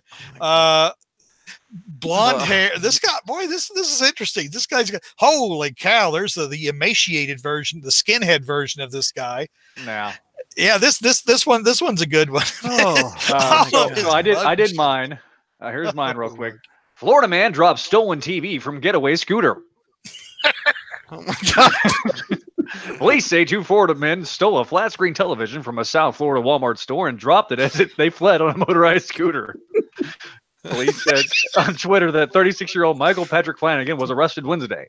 Video surveillance showed a man taking the 43-inch Vizio flat screen, valued at $348 on December 16th. In a tweet, the agency said the clumsy quote-unquote pair almost crashed as they made their getaway, dropping the TV on the ground. Oh, Flanagan's image was captured on. By the way, that surveillance video inside the Walmart is the clearest surveillance video I've ever seen in a Walmart in my entire life, and I worked for Walmart Corporation for 5 years. Oh. Okay, for my birthday in Florida, NBC Miami reports an only in Florida story. Okay. One last bit. Flanagan told police that the second man is named "quote unquote" Sharky. The search, Sharky. The search continues for him. Oh my God. So mine, this guy broke into a house and he found a lockbox. He broke into the box and found a bottle labeled hydrocodone, which is a powerful painkiller. He poured the bottle's contents into his hand and he left the home. He was caught on video engaging in the theft. According to the report, discovered after leaving the home what he thought was hydrocodone.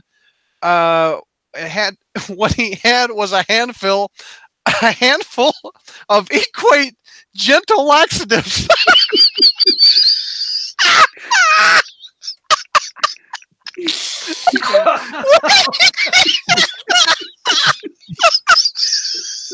Well, he wasn't full of crap anymore. I'm done. Now he literally lost his shit, didn't he? Okay.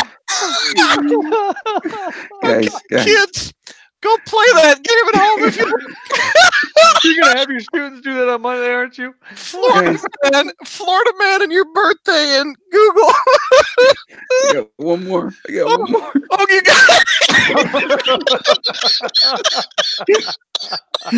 Okay. Oh, I'm going to share my screen too. You got to see this. Florida man arrested for exposing himself at a Burger King. Okay. Now, here's his mugshot. Hold on. Oh no. Share screen. Oh, he's gonna share the screen. I'm going to share the screen. You guys are going to. Brad is crying. He's laughing. that'll make you subscribe to the YouTube channel when we see the screen. Okay, here we go. Oh. 1, 2, Peter, 3. I don't know if I can take this. Oh.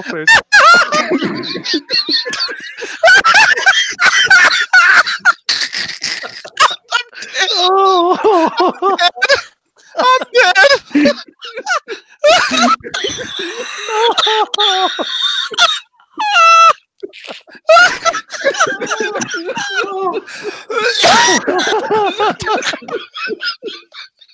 I'm done.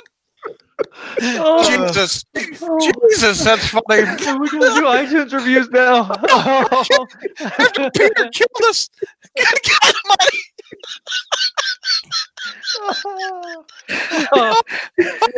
My side hurts. Oh, my side hurts. I think we lost all of our. It says 14 are watching, but nobody's commenting. They're stunned. They're keeled over with laughter from the floor. They're doing the Florida man's birthday search. Oh, God. By the way, where is George? Really wanted to hear his opinions on recent issues. George knew better. George knew better. Oh, God. Okay. Hold on. Let me get Oh, Jesus. All right, we gotta get the. Okay, let's wrap this 15-hour show up. I've got 2 iTunes reviews. God, if I can read it. One from Canada, one from the United States. I'll start with the Canada one. It's Necrosword.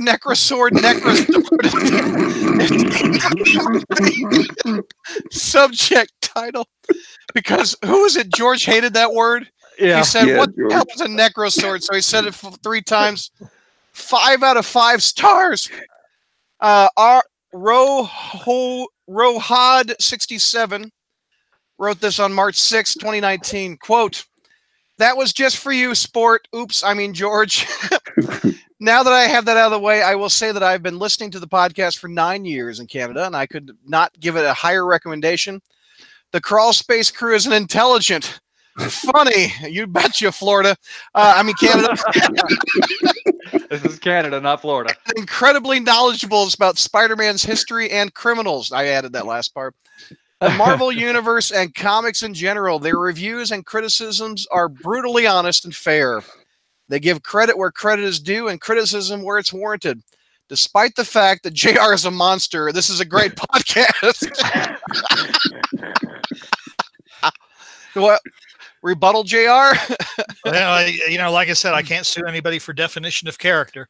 Oh, so, man. And George has always called me a goddamn monster for the longest time. So I know. That's because I didn't like Secret Wars, though. So. I know. All right, heading down south to the United States, we go to Swatch 66. I've been waiting for this one. There we go. It's aimed at Zach. 1 out of 5 stars. The subject title is The Legend of the Drunken Podcaster. Okay. As a longtime listener, I was surprised how the latest review show went off the rails when a drunk Zach chimed in towards he chimed in towards the end of the show. A drunk can be very funny. Can be a very funny listen. Not this time. I was waiting for Brad to put an end to the loud berating and very annoying shtick, but he was either enjoying it or he had no idea how to rein him in.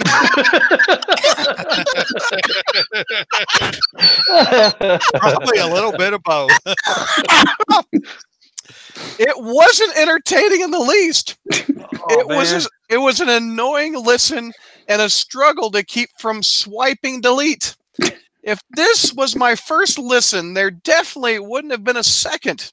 Let's hope Brad and the gang can get back to a more professional discussion about people committing crimes in Florida.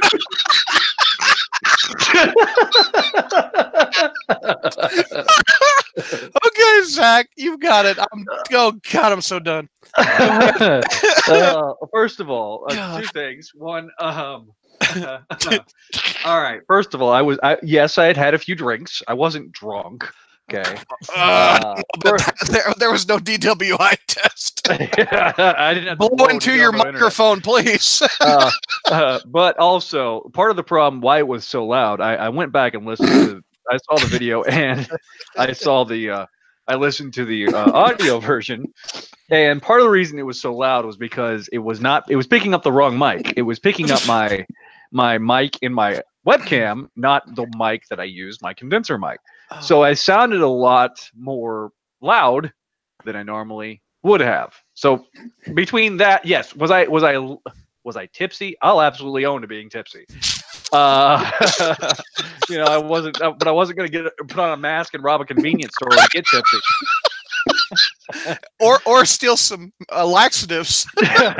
Or be exposed at Burger King. I wasn't going to be a subject of stupid ass Spider-Man criminals. But I will apologize if it wasn't if you didn't find it funny. Obviously, yeah, screaming drunk Zach, that was funny. Thank you, Anthony. I'm glad you found it funny. God dang. But I thought me being a little more passionate was a good thing. We get accused of being so negative on the show, and like I say, if you got offended, I apologize. Obviously, professional. I mean, after tonight, we kind of questioned whether. I mean, between Brad's dirty jokes and it's like 2 a.m. How are we going to be professional at this point? And what's funny is Vinkman on the YouTube chat says, "I was born on Halloween." I'm kind of dreading about that Florida story that comes up on that date. All right, we gotta end on a funny. Come on now. All right, let's final thoughts. Peter, thanks for coming on, man. No problem, guys. Oh, thanks for killing me with that mugshot. Good God. Oh, that's funny. Hey, real quick, some thoughts on C2E2. Oh, it was really good. I enjoyed it. I shared a picture of both Sobolski, Ramos, and Spencer on the front page, so be sure to go check that out. The Hunted panel was very fun. I think that you should do more panels like that. Yep. And Sobolski and Spencer, very nice. I didn't get to talk to Ramos that much, but I got some contact information for Brad. I sent an email to Nick Spencer this week. Mm-hmm. And he's willing to do the podcast. We just got to get a time. We got to figure out the time, and I thank Peter for that. That's awesome. Oh, great. Oh, he hasn't written back, but he's told you in person he's willing to do it. So I think that's a step in the right direction. Mm-hmm. Also, Otley, also willing, I think is what you said. Yeah, well, I gave him I gave you his contact information. Yeah, so I think that'd be fun interviews. That'd be really fun. I wonder if they could put their birth date in Florida and we could play this game for another round. By the way, Victor, Florida man was arrested while in an inflatable dinosaur costume after he allegedly beat his girlfriend when she could not attend a Halloween party with him.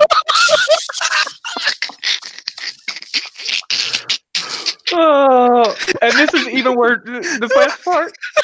Josh used to live in the city. Patrick Galloway, 19 of Port St. Lucie.